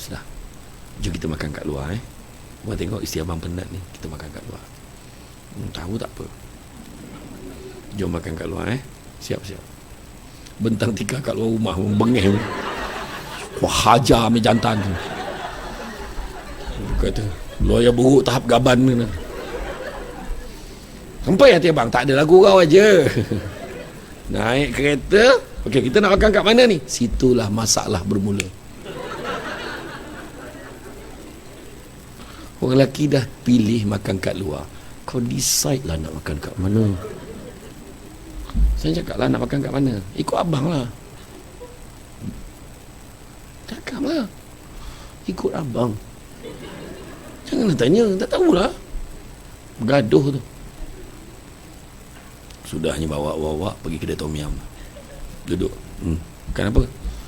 Jangan anak si orang kampung ni, si dengan Pattaya ni. Nak seekor. Panas seekor. Nak telur dadah tak? Telur dadah. Air, teh ais, kopi ais. Saya nak apa? Boleh lah. Cik kampung lah. Hai, apa hal ni? Cakap lah apa hal. Syik tom yum. Tadi kau kata ikut aku. Tu masalah orang perempuan tu. Sebab orang lelaki dia tak suka panjang-panjangan isu. Orang lelaki, okey fine, salah abang, okey, dah, jangan kau panjang-panjangkan. Okey, salah abang minta maaf, okey. Tapi abang kata itu orang lelaki, dia tak suka panjang-panjangkan. Orang perempuan, okey, saya minta maaf, memang tahu salah saya, tapi abang tahu kan kenapa sebab benda ni. Dia nak agak huraikan tu. Rasional tu tak payah, ratio descendant tu kita tak nak dengar kan, tak payah. Tapi itulah hargai kan. Itu sebabnya dalam mencapai keberkatan rezeki kan, apa tanda-tanda keberkatan rezeki? Bila kita jaga integriti kita, itu jujur, amanah, jaga ukhuwah kita, percaya hikmah. Satu lagi, percaya hikmah. Dan integriti ni percaya hikmah. Ada benda baik akan berlaku. Bila kita ikut peraturan, ada benda baik akan berlaku. Tanam tabu di topi rumah, cabut ubi sampai ke akar. Kalau hidup membaca hikmah, selaut garam terasa tawar. Okey je. Tak ada hal. Tak dapat anugerah hikmat cemerlang. Okey je. Tak mahu dia okey. Pah dia.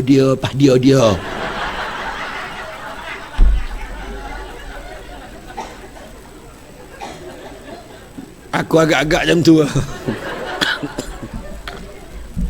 Pah dia. Pah kita. Sabar. Kita tak dapat anugerah hikmat cemerlang. Sabar. Mungkin Tuhan tak bagi kita hikmat cemerlang, tapi Tuhan bagi kita benda lain. Aduh. Dapat suami romantik tak terbayar tau. Suami balik menyanyi ni, indah sungguh panorama. Isteri kat dapur, bagai pulau ni warna anak. Ulala, bahagia betul rumah tangga tu. Tu sebab saya cadang dekat agensi kerajaan, kalau tak nak nampak sangat isu, tambah anugerah. Contohnya macam anugerah hikmat cemerlang tu bukan apa sangat. Cuba tengok anugerah hikmat cemerlang dapat apa. Jangan nampak sangat aku nak duit tu. Sijil tu sebut. Sijil. Sijil tu nombor satu. Duit tu iringan aja kak. Pitih.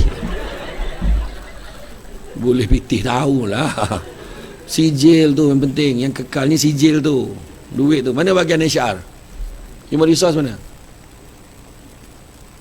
Tu bahagian human resource. Biasanya bahagian human resource, dia dah nampak dulu senarai penerima. Kepala surat tu tulis sulit dan rahsia. Hello. Mu nak belanja aku apa?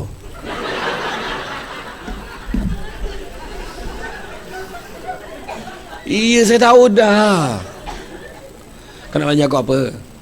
Benda tak faham lah. Tahniah apa? Kau dapat APC tahun ni. Ya kau. Tapi ingat jangan cerita dengan orang, sebab benda ni sulit dan rahsia. Akhirnya semua orang tahu tak? Tahu. Lepas tu bila nak belanja.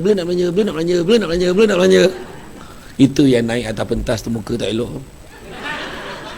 Semua modal dah banyak keluar. Cuma yang tak dapat tu, saya kata kita tambah anugerah lain. Contohnya markah SKT 90% dan ke atas dapat sijil. So dia boleh frame kan. Buat je macam tu. Saya alhamdulillah marah semua ikut dah bila saya saja macam tu. Markah SKT 90% bagi sijil short frame. Jadi boleh gantung kat rumah. Ma dapat A ni. Tahu tak apa. Ma memang biasa. Kan. Biasa 90 ni kali ni je sebab dua. Memang A je. A. Lepas tu tak pernah MC tahun yang dinilai dapat sijil. Satu lagi. Masa tu muntah darah pun kerja. Kau pergi balik. Tak. Nanti tak boleh sijil. Muntah darah pun tak nak balik. Satu lagi, tak pernah punch card merah tahun dinilai. Anak pun tanya, Bah, tak pernah punch card merah tahun dinilai, maksudnya apa ni, Bah? Maksudnya abah kau tak pernah lewat. Biasa tengok abah lewat, ada caranya. Korang ajar betul. Si ajar budak tu cara. Nipu attendant. Nasib baik. Yang dulu kan pakai punch card macam dulu pakai punch card yang macam ni. Sekarang tak pakai dah kan. Alamak, macam mana nak tukar tajuk ni? Bukan pakai touch ke? Pakai tu lagi?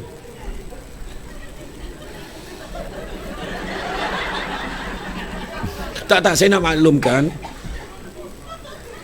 kita dah 2 tahun melepasi negara maju tau.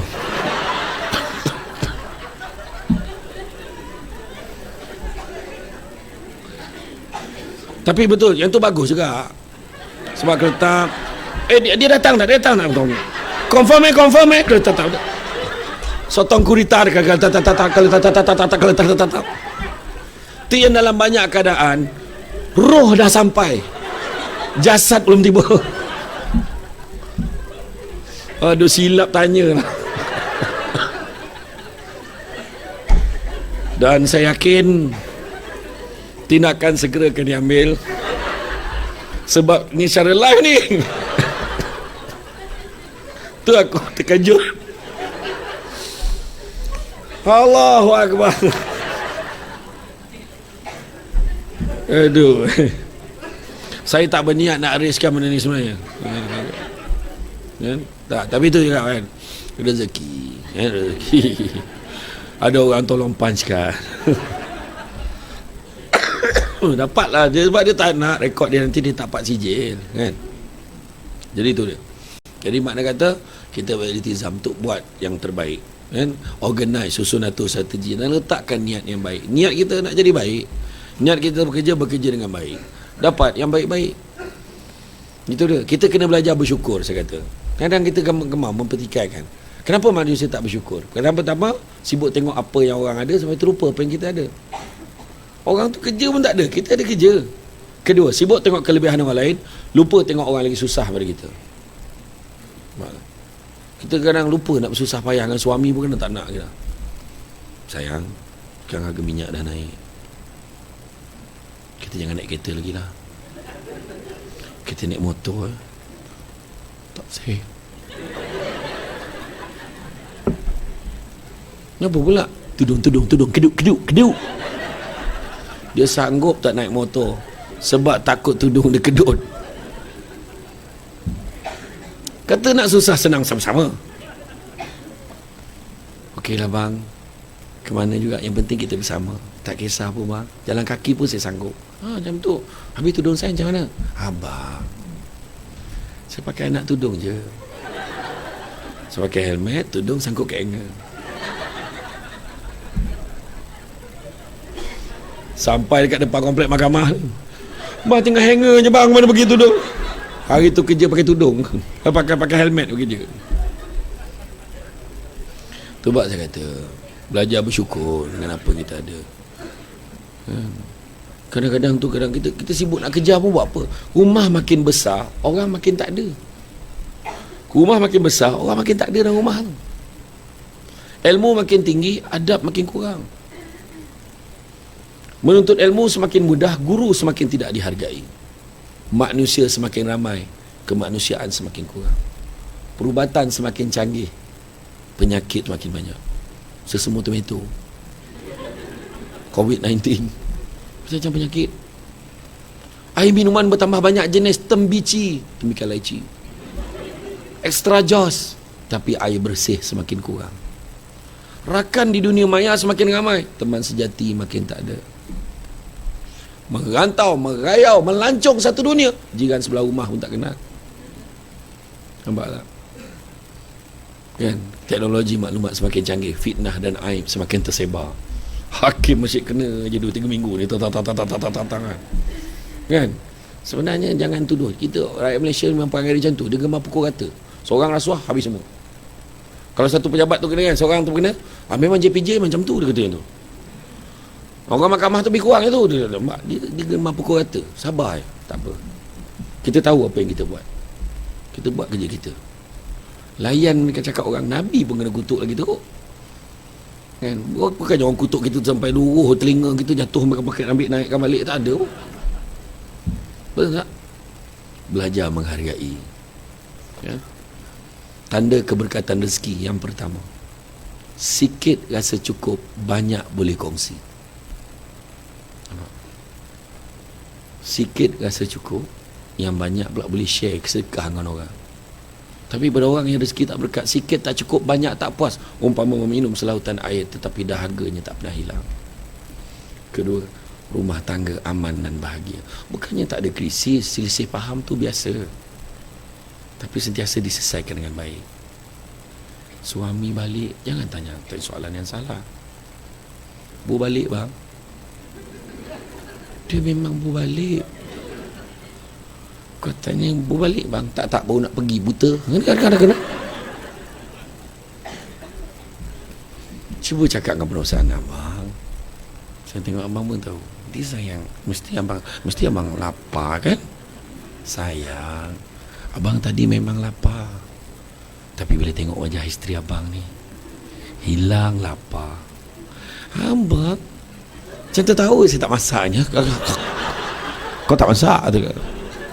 Masaklah, gurau aja. Kan nampak bahagia. Suami kalau balik tak pernah tak bawa kuih, tak pernah tak bawa hidangan. Sayang, hari ni abang bawa kuih kegemaran kita demi kasih sayang kita. Abang, kuih apa abang bawa tu? Kuih kapel. Kuih kapel? Kuih kapel ni kuih apa? Kuih cakui. Cakui kan kapel tu. Dia melekat dua tu kan. Jangan dipisahkan. Nampak tak? Bahagia. Ketiga, anak menjadi dalam bidang dia. Kadang-kadang kan kita terharu kan, tiba-tiba tengok anak dah kombo. Ya Allah, abang, anak kita dah kombo. Ya Allah. Suami kata, kau bawa bertenang, ni kombo tadika ni. Kombo tadika kau macam tu punya meraung. La ilaha illallah. Sabar, bawa mengucap je kan. Kalau tu belum kombo universiti lagi tu.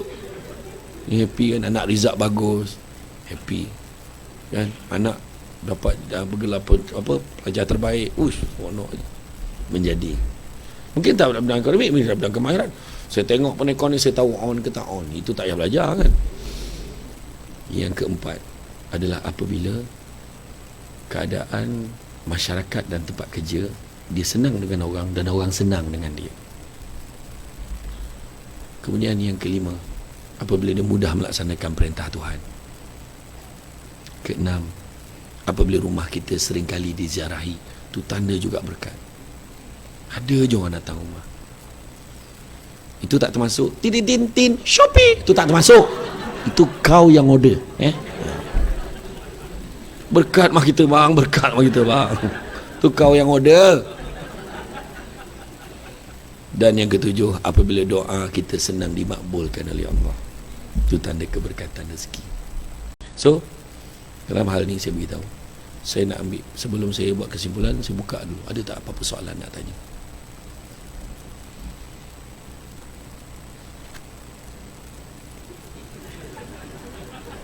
Tiba-tiba tak ada. Semua dah nak ambil gambar dah. Ambil gambar tak ada salah. Saya okey, gambar tegak 1.5, gambar 100 tak ada lah. Dah shot sekarang dekat masjid-masjid tu pun, makcik-makcik tu ambil gambar tu pandai tu. Daripada dalam telekong tiba keluar tangan. Tak pandangan tua. Yang dekat rompin tu, saya duduk, lelaki duduk depan, dia menggambar, lelaki duduk depan, makcik-makcik tu belakang. Tengah-tengah senyap tu bunyi makcik tu, free size tu. Saya tanya makcik tu pula, free size lah makcik, alah yang macam ni itu freestyle makcik tu. Tapi dia confident. Salah lah, ambil je lah gambar kan. Cuma satu lah ambil gambar, Mama jangan crop tinggal berdua. Kalau tinggal berdua, lepas tu buat wallpaper, mampu lelaki marah aku. Jaga dia baik-baik. So, sebagai kesimpulan, saya nak ambil beberapa pesanan Nabi Muhammad SAW. Kepada yang non-Muslim boleh ambil lah, Prophet Muhammad ni pesanan. Dia kata apa? Anak-anak Adam, kalau diberikan 2 lembah emas, dia akan minta lembah yang ketiga. Tak pernah cukup sebenarnya. Tapi Nabi juga sebut, cari rezeki yang halal, sesungguhnya halal itu cukup buat kamu. Dan Nabi juga sebut, manusia yang paling kaya adalah manusia yang merasa cukup dengan apa yang dia ada. Nabi juga pesan, jangan kamu pandang kecilnya nikmat itu, tapi pandanglah siapa yang bagi nikmat itu.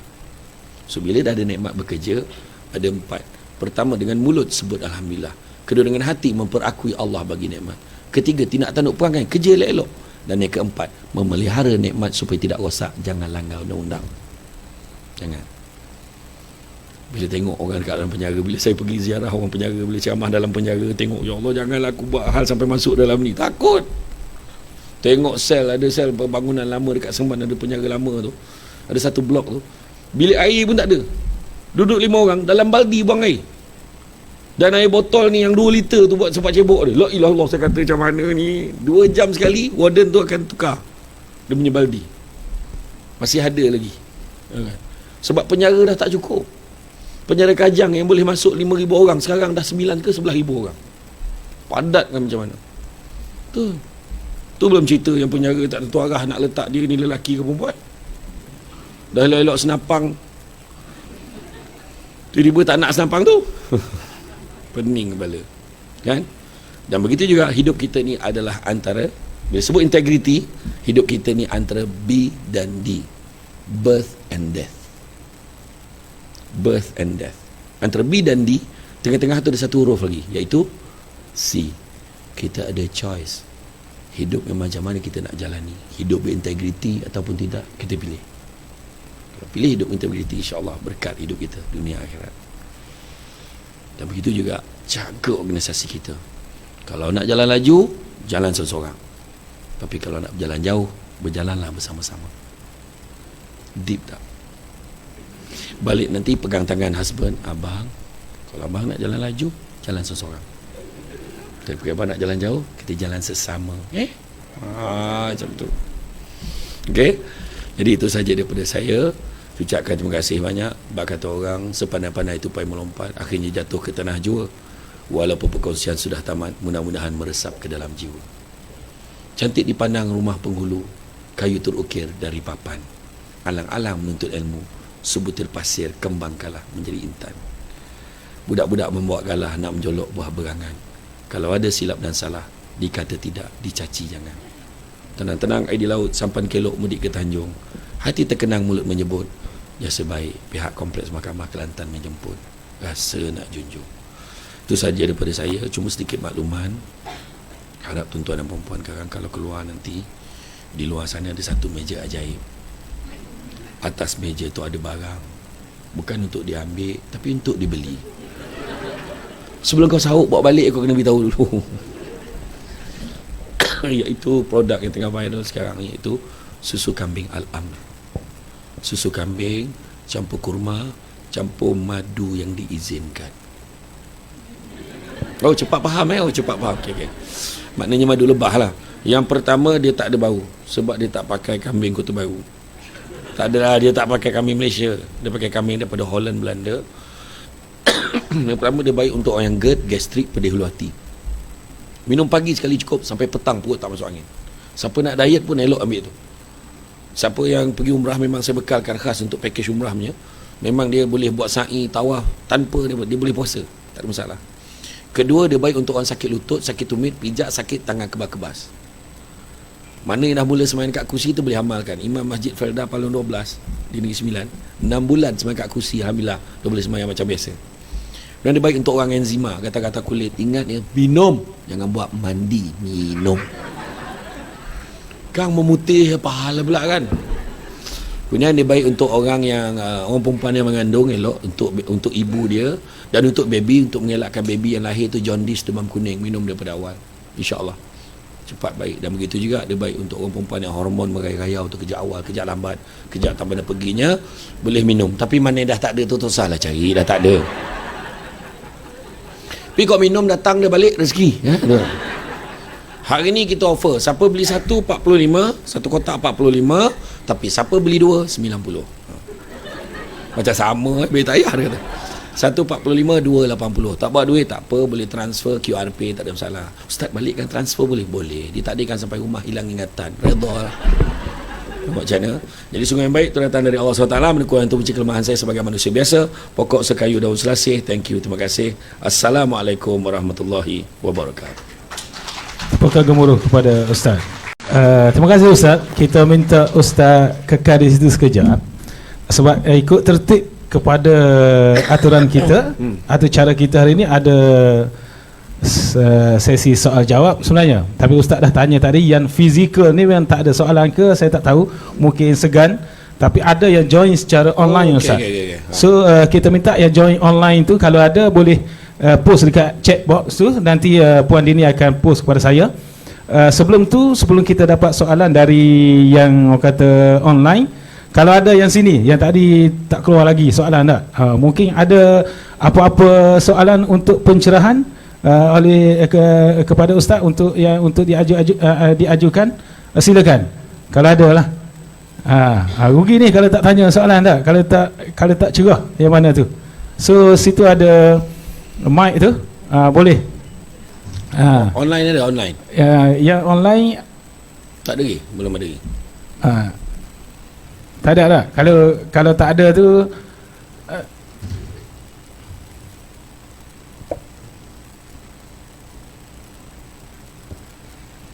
yang ada kat sini, ada apa-apa soalan? Boleh? Silakan. Nak ambil gambar.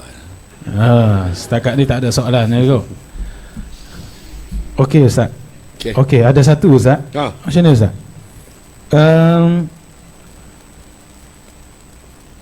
Integriti ini kalau ikutkan dia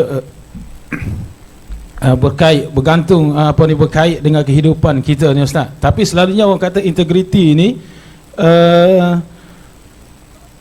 berkenaan dengan tugas. Selalunya orang kata macam tu. Macam mana dengan perkara-perkara lain Ustaz? Contohnya kita hantar anak sekolah ke, kita tempat buang sampah ke, ataupun kita naik kenderaan ke. Sebab kebanyakan kita ni kalau naik kenderaan jadi integriti macam tak ada Ustaz. Dan juga kita ni kalau pergi untuk sembahyang Jumaat ke tengah hari Zuhur ni, selalunya ada yang Zuhur lambat tu dia akan masuk waktu kerja. Waktu kerja sikit sembahyang tu. Macam mana Ustaz? Cuba kita ni soalan dari yang hantar kepada saya Ustaz. Saya tanya. Okey. Terima kasih Ustaz. Jadi memanglah integriti ni berkaitan dengan kehidupan juga. So itu sebabnya kalau kita sebut tadi adalah satu cirinya profesional. Profesionalnya adalah benda ni kita buat dengan sehabis baik.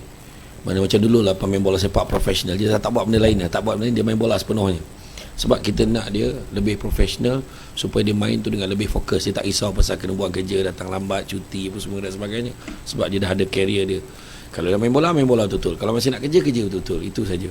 Jadi dalam satu hal tu sebabnya dalam aspek bekerja ni sebenarnya sama juga di rumah. Tu sebab kata Nabi sebut Allah sangat suka hambanya kalau dalam amal pekerjaannya dia perbuat dengan baik, teliti dan sempurna. Maknanya bukan hanya kerja dekat pejabat.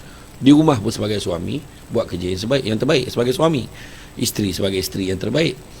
Contoh macam ada satu soalan orang tanya pagi tadi, kalau dia ambil duit suami dia tanpa pengetahuan suami, boleh ke tak boleh? Ada pengecualian dia. Memang ikutkan tak boleh lah. Mana boleh main ambil? Mintalah dulu. Tapi dalam kes Abu Sufyan, seorang sahabat Nabi yang kedekut, dia tak bagi bini duit belanja pun tak bagi, boleh ambil. Itu pun ambil sekadaran untuk belanja saja. Kan? Sebab kalau dia cakap dengan suami kan mesti gaduh punya, dia kata kan.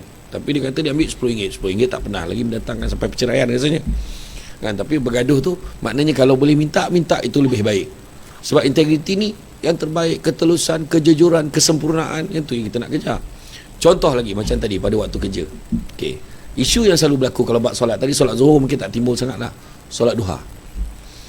Ada orang cakap dia dah biasa solat sunat duha, tak pernah tinggal solat sunat duha. Dia kata, boleh tak kalau dia nak buat solat sunat duha? Boleh, dengan izin ketua jabatan, dengan izin ketua unit dia, ketua departmen dia. So kalau dia boleh semayang. Tapi itu hukum umum. Kalau hukum warak, bila kau pergi semayang solat duha, semayang tu bukan semayang wajib, semayang sunat saja. Tapi kau ambil masa wajib bekerja tadi.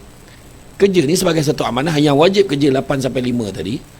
Dan kenapa kau tak ambil waktu lain untuk ni? Tapi kau nak buat juga sebab hari-hari tak tinggal. Fine. Tapi kalau 5 minit kita ambil, kalau hukum waraknya, kalau 5 minit kita ambil masa, maka balik pun lewat 5 minit. Ganti balik pada waktu hujung kerja kita. Sanggup ke tak sanggup? Tak sanggup dia kata, apa pula bos dah bagi? Tak, itu hukum umum. Tapi hukum warak yang kita memang nak jaga keberkatan rezeki kita, maka bila kita ambil 5 minit, maka kita cepat. Jadi orang yang sembahyang duha pun tak adalah nak leceh-leceh menangis lah, doa mengaung semua sampai 10 minit, sebab dia fikir dia kena ganti balik nanti hujung waktu kerja. Jadi itu antaranya lah. Jadi makna kata integriti ni meliputi segenap aspek kehidupan, cara kita, etika berpakaian, kita datang awal ke tidak ke tempat kerja, datang on time, lewat, datang mesyuarat macam mana, preparation kita, tu semua melibatkan integriti. Kan, datang kerja banyak tak siap dia kerja tak pernah siap. Kan, ada orang datang kerja, dia memang datang kemas elok tapi meja dia clear. Sebab apa? Dia jenis tak buat kerja pun, niaga je kerja kat pejabat. Ada juga. Ada orang tu pula jenis ikut orang je. Orang buat kerja dia buat kerja, kalau tak buat kerja dia pun tak buat kerja lah. Orang keluar minum dia pun keluar minum, dia ikut orang. Ada macam-macam jenis. Itu sebabnya kena jaga, sebab kita akan dipersoalkan tentang menghalalkan rezeki yang kita cocok setiap bulan yang saya sebut tadi. Macam mana nak menghalalkan rezeki kita cocok setiap bulan ni? Maka sudah tentulah jaga amanah. Sebab Nabi sebut la imana liman la amanata lahu wala dina liman la ahda lahu. Tidak beriman orang yang tak menjaga amanahnya, dan tak beragama orang yang tidak melaksanakan janjinya. Wallahu a'lam. Terima kasih Ustaz. Saya ada beberapa soalan yang nak disampaikan dari peserta online Ustaz. Jadi saya bacakan dulu soalan dari anonymous attendee. Ini nama dia samaran. Okay, Ustaz, saya nak tanya, apa hukum sekiranya kita dah terguna barang-barang penjabat untuk kegunaan peribadi? Betul ianya salah, akan tetapi macam mana sekiranya kita ingin menebus kesalahan tersebut? Dia dah ambil Ustaz, dia nak tebus macam mana Ustaz? Cara? Tak payah cakap lah, minta ampun je lah. Nak tebus macam mana lagi? Tapi saya nak cerita seorang pejabat saya, staff pejabat saya dulu. Waktu saya jadi penolong pegawai, saya tak tahu lah, ni mungkin orang nak ambil tu pulang lah kan. Sebab kita bukannya boleh ganti macam tu je. Mungkin lah kalau kita sanggup, contohnya macam kertas pejabat tadi, belilah A4 paper, letakkan pejabat lah, ganti. Lepas ni jangan guna lagi dah. Kita dah tahu benda tu salah. Rasa-rasa berapa banyak dah, beli je 2 bundle, biar lebih tak apa. Sebab nak ganti balik, biar orang pejabat boleh pakai. Nampak tak? Pen pun beli, sanggup beli ganti. Berapa banyak dah pen yang kita pakai untuk tujuan peribadi kan. Macam photostat, kita gunakan berapa helai untuk photostat IC surat bagi anak yang tak ada kena-mena dengan kerja. Cek balik. So ada seorang staff saya, nama dia Cik Aziz bin Mat John, nama sebenar. Bukan nama sebenar, memang nama dia. Masa saya jadi pegawai dulu di Seremban, tak macam mana malam tu saya nak ambil barang dekat office. Saya datang pejabat dalam pukul 9.30 malam macam tu.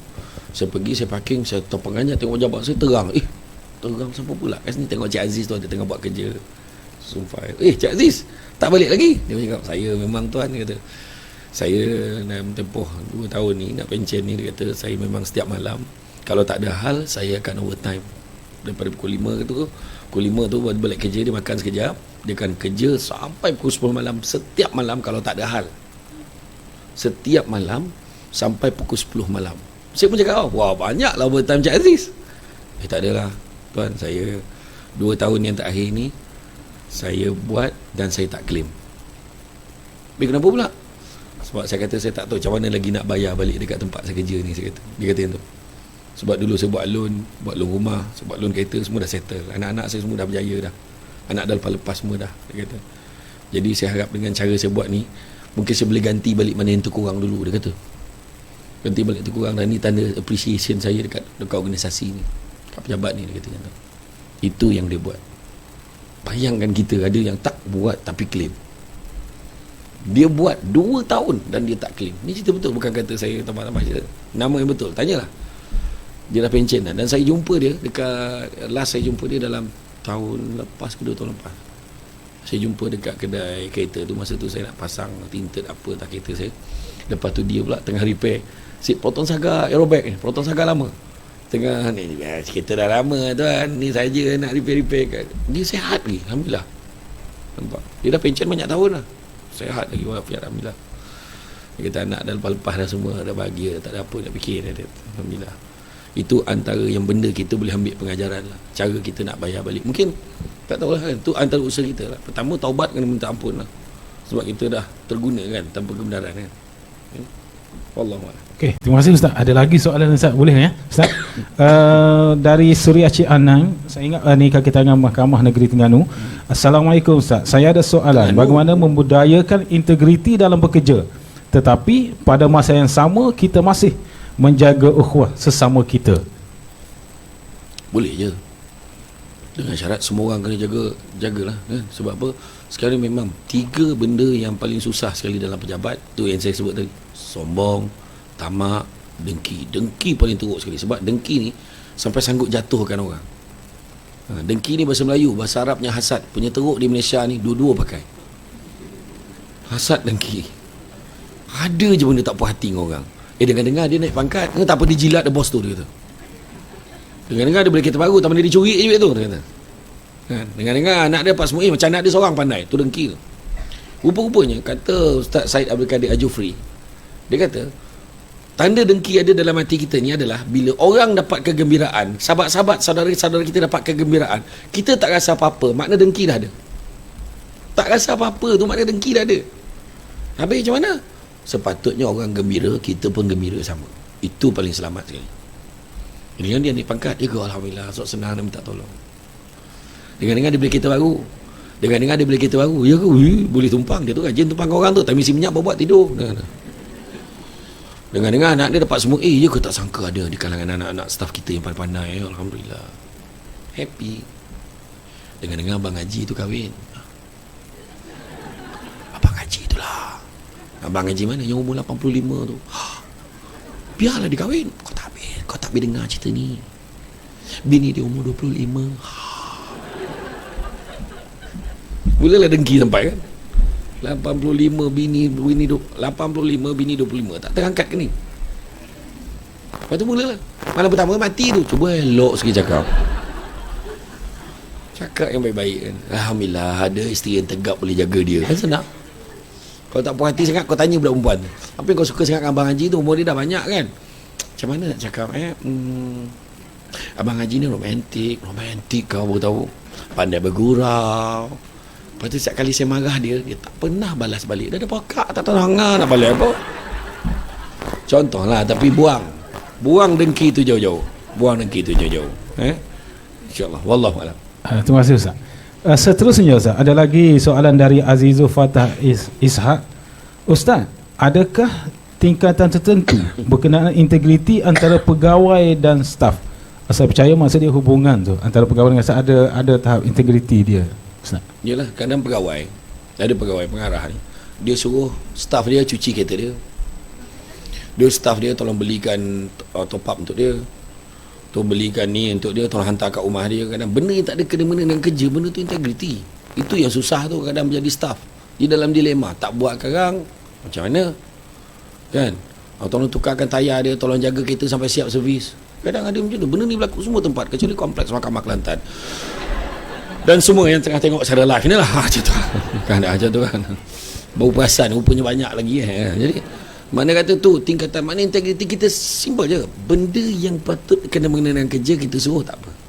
Tapi jangan tak ada kena mengena dengan kerja. Lain lah kalau memang ada emergency tu pun kena jaga, tengok keadaan luar waktu kerja ke apa dan sebagainya. Kan? Sebenarnya benda tu tingkat dia tu kita sendiri tahu. Sebab apa? Level ni sebenarnya walaupun kita pekerja, walaupun kita ni bos, kan? Levelnya tu ke atas tu. Dia nampak. Kan? Seolah-olah kita nampak macam kita lah pekerja kan. Katalah kita bekerja dan kita tahu ada CCTV dan bos kita perhatikan kita. Macam mana cara kita kerja? Beza. Bos nampak ni tengah tengok kita buat kerja ni. Kau jangan sana jangan rapat kan. Sebab kita rasa bos kita tengok kita. Macam tu juga kalau kita rasa Allah tengok kita, kita akan jagalah kerja kita. Batasan tu kita jaga, baik sebagai bos, baik sebagai staff, semua kena jaga. Dan kita tak boleh marah. Baru-baru ni ada satu orang naikkan kain gentang, tolong tukarkan guru besar dengan ni, menjawabkan guru-guru tertekan. Benda saya walaupun tak kisahlah, saya tak tahu cerita sebenar di sebaliknya. Saya pernah jadi cikgu kot. Memang ada pengetua guru besar yang memang style dia berbeza. Bos ni lain style dia, dia memang keras sikit. Kena terima. Dua yang kita tak boleh pilih dalam dunia ni. Pertama mak ayah, kedua bos. Mana boleh pilih? Kalau kau tak suka dengan mak ayah kau, tak boleh buat apa. Tu mak ayah kau. Kalau tak nak mak ayah lain, tak boleh. Kau tak suka dengan bos, kau lah berhenti pula, bos kau berhenti pula. Betul tak? Kita jangan salahkan orang. Itu sebab kita ni kena sesuaikan diri dengan keadaan. Tadi yang kita cakap kan, sesuaikan diri dengan keadaan. Itu sebab hidup kita ni memang, saya kata tadi kan, semuanya persepsi. Saya nampak 9, belah sana nampak 6. Tapi cuba bawa sama-sama tengok, betul lah nampak 6 daripada belah sana. Tapi kita nak bergaduh juga. Konflik berlaku. Tapi sesuaikan diri dengan keadaan, insyaAllah. Jadi makna kata jaga je. Kita tahu batasan tu, kita tahu. Tepuk dada tanya iman. Benda ni boleh tak? Tak boleh, jangan buat. Kan?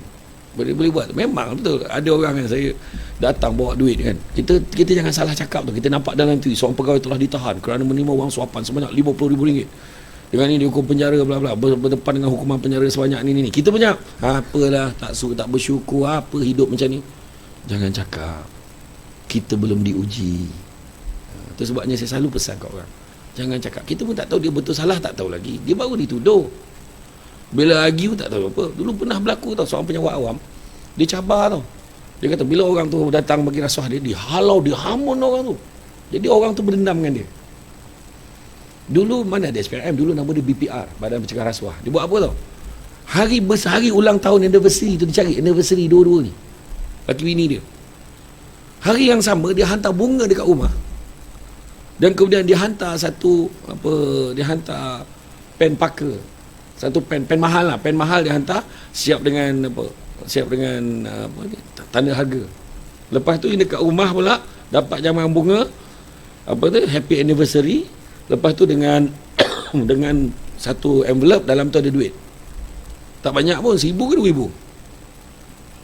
Dulu mana ada handphone nak tanya, bang, terima kasih bang, tak ada. Jadi dia tunggu suami dia balik. Bila suami dia balik, terima kasih bang, abang bagi hadiah lah. Abang pun dapat hadiah tadi. Abang pun nak terima kasih bagi. Mana dia bagi, saya tak ada bagi. Dulu tak ada bagi. Tiba-tiba ada orang ketuk pintu. Buka pintu, pegawai BPR. Cakap terima wang suapan banyak ni, terima bunga, terima ni, semua benda detail. Nombor tu siap nombor siri duit tu. 2 tahun, 3 tahun turun naik mahkamah. Akhirnya berjaya juga dismiss kes tu, dia berjaya mempertahankan diri, tapi maruah dah jatuh. Orang cakap, alah kau pun sama. Cakap, nampak tak? Tu sebab kata, kita belum diuji. Sebab kalau nampak orang tu kan, ni, kita belum tahu lagi. Tiba-tiba orang datang bawa sebuntil duit depan kita. Sebuntil, satu beg besar. Tolong adjust sikit. Susah ni. Arwah abah saya dulu. Arwah abah saya ni kelakar. Orang ni memang kelakar. Sebaik saya tak macam dia. Jadi saya masa belajar kat UiTM dekat London dulu. Ada Gajah Melaka. Lendu. Saya telefon, bah. Ya. Bah, duit dah kering lah, bah. Habis duit basah macam mana lah, dia kata. Abah, saya kata, ya. Jadi abah saya, dia pergi naik motor, dia pergi dekat Maybank. Dia bank inkan duit untuk saya. Masa dia nak pergi kat parking motor kat belakang, ada Cina tengah bekerja. Dia bekerja, kerja, yang sobok beg. Dia berlaga dengan abah. Arwah abah saya, badan dia gemuk. Tak ada siapa lawan abah saya dalam ni. Gemuk betul arwah abah saya. Besar betul abah saya. Kalau naik motor tu saya kat belakang, orang tak tahu saya dekat belakang. Bukan kutuk ayah sendiri, tapi itu betul. Masa saya kecil dulu memang tak nampak lah. Arwah abah saya, dia langgar abah saya, dan dia jatuh, dan beg tu jatuh. Dia tinggalkan beg tu, dan Cina yang kejar tadi pula terus tangkap beg tu. Abah saya nampak dah dalam tu penuh duit tu dalam tu. Kemudian dia boleh cakap dengan abah saya, pakcik, kita bagi 2 ha? Siko bagi 2. Dia ajak bagi 2 kan. Jadi arwah abah saya start motor, motor SS dia. Kau nak ambil, kau ambil lah. Abah saya pun jalan balik. Mak saya punya marah lah. Mak saya marah. Dia kata, kenapa tak ambil bang? Tu tak abah saya cakap apa. Sampai hari ni saya ingat jawapan. Abah saya cakap, kalau aku ambil duit tu, apa nak jadi dengan kau dengan anak-anak? Tu jawapan. Jadi itulah jawapan ni. Kalau nak beritahu kan, kita sebagai level mana sekalipun, dia sebenarnya tak kisahlah. Hakim dengan cara dia, pengarah dengan cara dia. Jangan cakap, aku kerja bawah-bawah je, tak terlibat. Siapa cakap? Tengok pejabat tanah, berapa banyak magic berlaku. Pejabat tanah kerani buat magic, tiba-tiba tanah tu dah tukar nama. Masalah berapa banyak, siapa? Pening kepala kan? Macam mana boleh berlaku macam tu? Saya sebut terang ni, pejabat tanah paling banyak masalah sekali dalam bab kerani jaga fail. Tiba fail hilang, untuk nak beli tanah tak ada fail. Apa jadi macam tu? Tu saya kata, jangan cakap pangkat tinggi-tinggi je, yang rendah pun sama kan? Jadi itulah. Jadi mana kata, ada satu tanah tu dekat Seremban, yang atas bukit tu nampak menyala, tiba-tiba dia jadi kuil. Wah, tu tanah orang Melayu. Dia jadi kuil atas bukit tu, menyala dekat Seremban 2 tu kan, nampak atas tu, rupanya dia tanah zaitun. Dia datang naik atas. Lepas tu bila kita bising-bising bawa ni, ni isu sensitif. Wah, ni isu tanah, isu pencerobohan tanah ni, bukan isu agama. Tak, at the first place. Itulah kita. Sebabnya benda ni akan datang kesan banyak kesannya. Macam sekarang yang kita tengok kan, isu bila orang zikirkan hari-hari Malaysia rasuah itu tuta, indeks KPI rasuah kita habis jatuh nombor berapa? Pelaburan tak nak masuk dalam negara kita. Pelaburan negara kita lagi teruk daripada Indonesia dan Vietnam. Cuba fikir, kenapa jadi macam tu? Saya pergi dekat Pulau Keri, saya Melabi je cakap, Ustaz, pokok sawit sampai busuk tak berpetik Ustaz, tak ada pekerja kan? Tu sebab ni antaranya lah kesan-kesan. Kita nampak benda simple kan, tapi di sebenarnya semua sektor akan terkesan. Pendidikan terkesan kan. Saya ceramah dekat Kolej Marah Banting. kan ni IB kan, International Baccalaureate kan, budak-budak pandai, cerdik pandai ni. Berapa ramai datuk-datuk yang cuba nak masukkan anak dia, sanggup bayar lebih, tak boleh dia untuk, memang dah ada merit dia, mesti kelulusan dia berapa, pointer dia berapa kan? Macam TKC kan, TKC ada kawan saya minta tolonglah, dia tak kenal sesiapa nak masuk sekolah TKC. Dia pun tanya, okey, tak apa, saya cuba tolong. Dia ada tak sukan yang wakil negara tak ada, wakil negeri pun tak ada. Okey, tak apa, macam mana nak tolong lagi? Okey, ada tak dia main muzik, ada tak main muzik alat-alat ke, tak salah saxophone ke apa ke, boleh tolong? Tak ada boleh tolong. Okey, last, ada tak keluarga dia, saudara mara, pak saudara ke alumni TKC? Tak ada juga. Tak boleh. So dia dah bagi dah kriteria dia, so ikutlah. Jangan ni, jadi besok jadi keadaan orang tak layak tu, sebab Nabi sebut antara tanda-tanda akhir zaman, urusan umum diberikan kepada mereka yang bodoh. Nabi kata.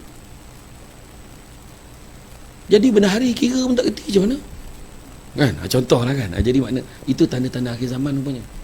Banyak kan, pangkat semakin tinggi, kearifan semakin kurang. Bukan cakap menteri lah, contoh jadi kadang kita geram. Kenapa dia boleh keluar statement macam tu?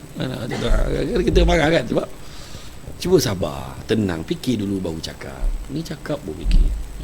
Ini bukan zaman dulu bolehlah cakap, keluar surat khabar, orang tu betul-betulkan balik. Hari ni tak ada, semua viral kan. Penjawab awam kena ingat satu perkara, kita beza kita dengan kerja swasta banyak tapi tanggungjawab dia kurang. Kerja kita macam tak banyak tapi tanggungjawab dia besar. Silap sikit viral, silap sikit, ni memang sektor kerajaan ni tak gunalah, apa macam-macam orang kritik. Kita memang marah, cukup tak payah kita jaga orang. Ubah diri kita. Seperti mana kata ahli-ahli falsafah, dia kata waktu kecil aku nak ubah seluruh dunia, tapi bila aku dewasa, dunia ni besar sangat, biarlah aku ubah negara aku. Akhirnya bila aku tua, aku tengok negara ni pun besar juga rupanya, biarlah aku ubah keluarga aku. Akhirnya sebelum dia mati, ketika dia berada di kamar kematian, dia sedar tak ada seorang pun dari keluarga dia dapat diubah. Barulah dia sedar buat pertama kalinya, alangkah baiknya kalau aku mengubah diri aku sendiri terlebih dahulu. Dengan mengubah diri sendiri dapat mempengaruhi keluarga jadi baik, keluarga yang baik dapat mempengaruhi masyarakat dan negeri menjadi baik, negeri baik dapat mempengaruhi negara jadi baik, dan tak mustahil dapat mengubah seluruh dunia bermula dengan diri sendiri. Itu saja. Gantunglah cita-citamu itu tinggi di atas langit, kerana kalau ia jatuh, ia akan jatuh di atas gunung masih lagi tinggi. Tapi jangan digantungkan cita-citamu itu di atas busut, kerana kalau ia jatuh, ia akan jatuh menjunam ke dasar lautan.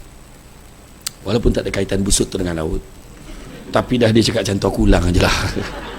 Wallahualam. Ustaz, bagi menghormati soalan yang ada dua lagi Ustaz, saya gabungkan terus Ustaz. Kalau terguna masa kerja untuk urusan peribadi, perlu ke kita ganti balik? Dan saya sambung terus dengan soalan satu lagi Ustaz. Bagi yang punch untuk orang lain, saya percaya bukan berlaku di sini, di negara lain Ustaz. Apa nasihat Ustaz lah untuk supaya benda macam ni tidak berlaku lah, untuk meningkatkan integriti kita semua? Itu dua soalan akhir Ustaz, lepas ni tak ada soalan lain. Silakan Ustaz. Okey, yang pertamanya tadi bila cakap tentang terguna masa tu, tengoklah, tu sebabnya ada pelepasan. Kita minta ambil borang hijau, borang half day, ada sebab. Tapi kadang cuti tu kan, cuti kena ingat, cuti ni bukan satu hak, cuti ni satu keistimewaan. Kalau hak dah lama, sekali aku nak cuti, tak, kita kena minta dengan bos tu. So kalau bos tak bagi, jangan marah, sebab bukan hak. Cuti satu keistimewaan sahaja. So kalau rasa urusan tu lama, minta cuti. Tapi kadang saya tak faham, urusan di bank, apa tu sangat tapi cuti? Urusan di bank, kau kena bentang paper dekat depan Governor Bank Negara. Rupanya begitu kad account ni apa sebab apa, lepas tu petang tu dah masuk kerja lah, kenapa tak nak masuk kerja? Itu kadang satu hal kat tu kan. Jadi makna kata, kalau sekat yang itu, kalau kita ambil cuti, atau kita memang isi borang half day, tak perlulah ganti, sebab memang kita dah minta pelepasan tu kan, sebab ada tugas-tugas yang tak dapat dielakkan. Tapi kalau benda yang memang sebab memang kena waktu working hours juga kan, kita kena buat kan, so kita kena buat lah, tu tak apa. Cuma isunya kalau yang tadi tu, kita saja je buat kerja-kerja yang tak ada kena-mengena dengan waktu pejabat kan. Contoh macam tadi yang solat sunat duha tadi tu paling simple lah, gantilah balik 5 minit, bukan lama pun, 5 minit pergilah. Macam tadi kan, kalau siapa yang dipikir sendiri kan, kawan-kawan ajak jumpa berbual kat bawah kat kafe kan, aku nak masuk kerja, alah kejap je, kita fikir kita ni dah lebih berapa minit ni, waktu minum ni sepatutnya logik je lah, minum berapa minit, kita sendiri kena tahu lah. So kita kerja balik lah lewat sikit kan. Jadi kita kena, kalau tak nak Tak apa, aku nak masuk kerja ni, tak apa, nanti kita sambung, kau ambil nombor aku, dah jalan dah. So tu kena jaga. Dan untuk mengelak tu macam saya kata lah, paling simple sekali kena ingat prinsip ihsan. Prinsip ihsan ni adalah kita rasa kita nampak Allah, kalau kita tak nampak pun kita yakin yang Allah nampak kita, maka kita akan jaga. Dan tidak ada agama yang ajar kita untuk pecah manah, tak ada. So apatah lagi agama Islam. So jaga elok-elok, jangan datangkan fitnah. Orang Melayu macam tu kan, macam tu, dia gemar cuik-cuik tulang, dia gemar macam tu, sikit solat duha. Kalau macam tu saya pun mau sembahyang mah, nampak dia kan. Jadi mentaliti tu, jadi kita kena tukar. Wallahu a'lam. Terima kasih Ustaz. Itu saja soalannya. So kita tutup sesi soal jawab kita dan kita ucapkan terima kasih kepada Ustaz. Silakan Ustaz.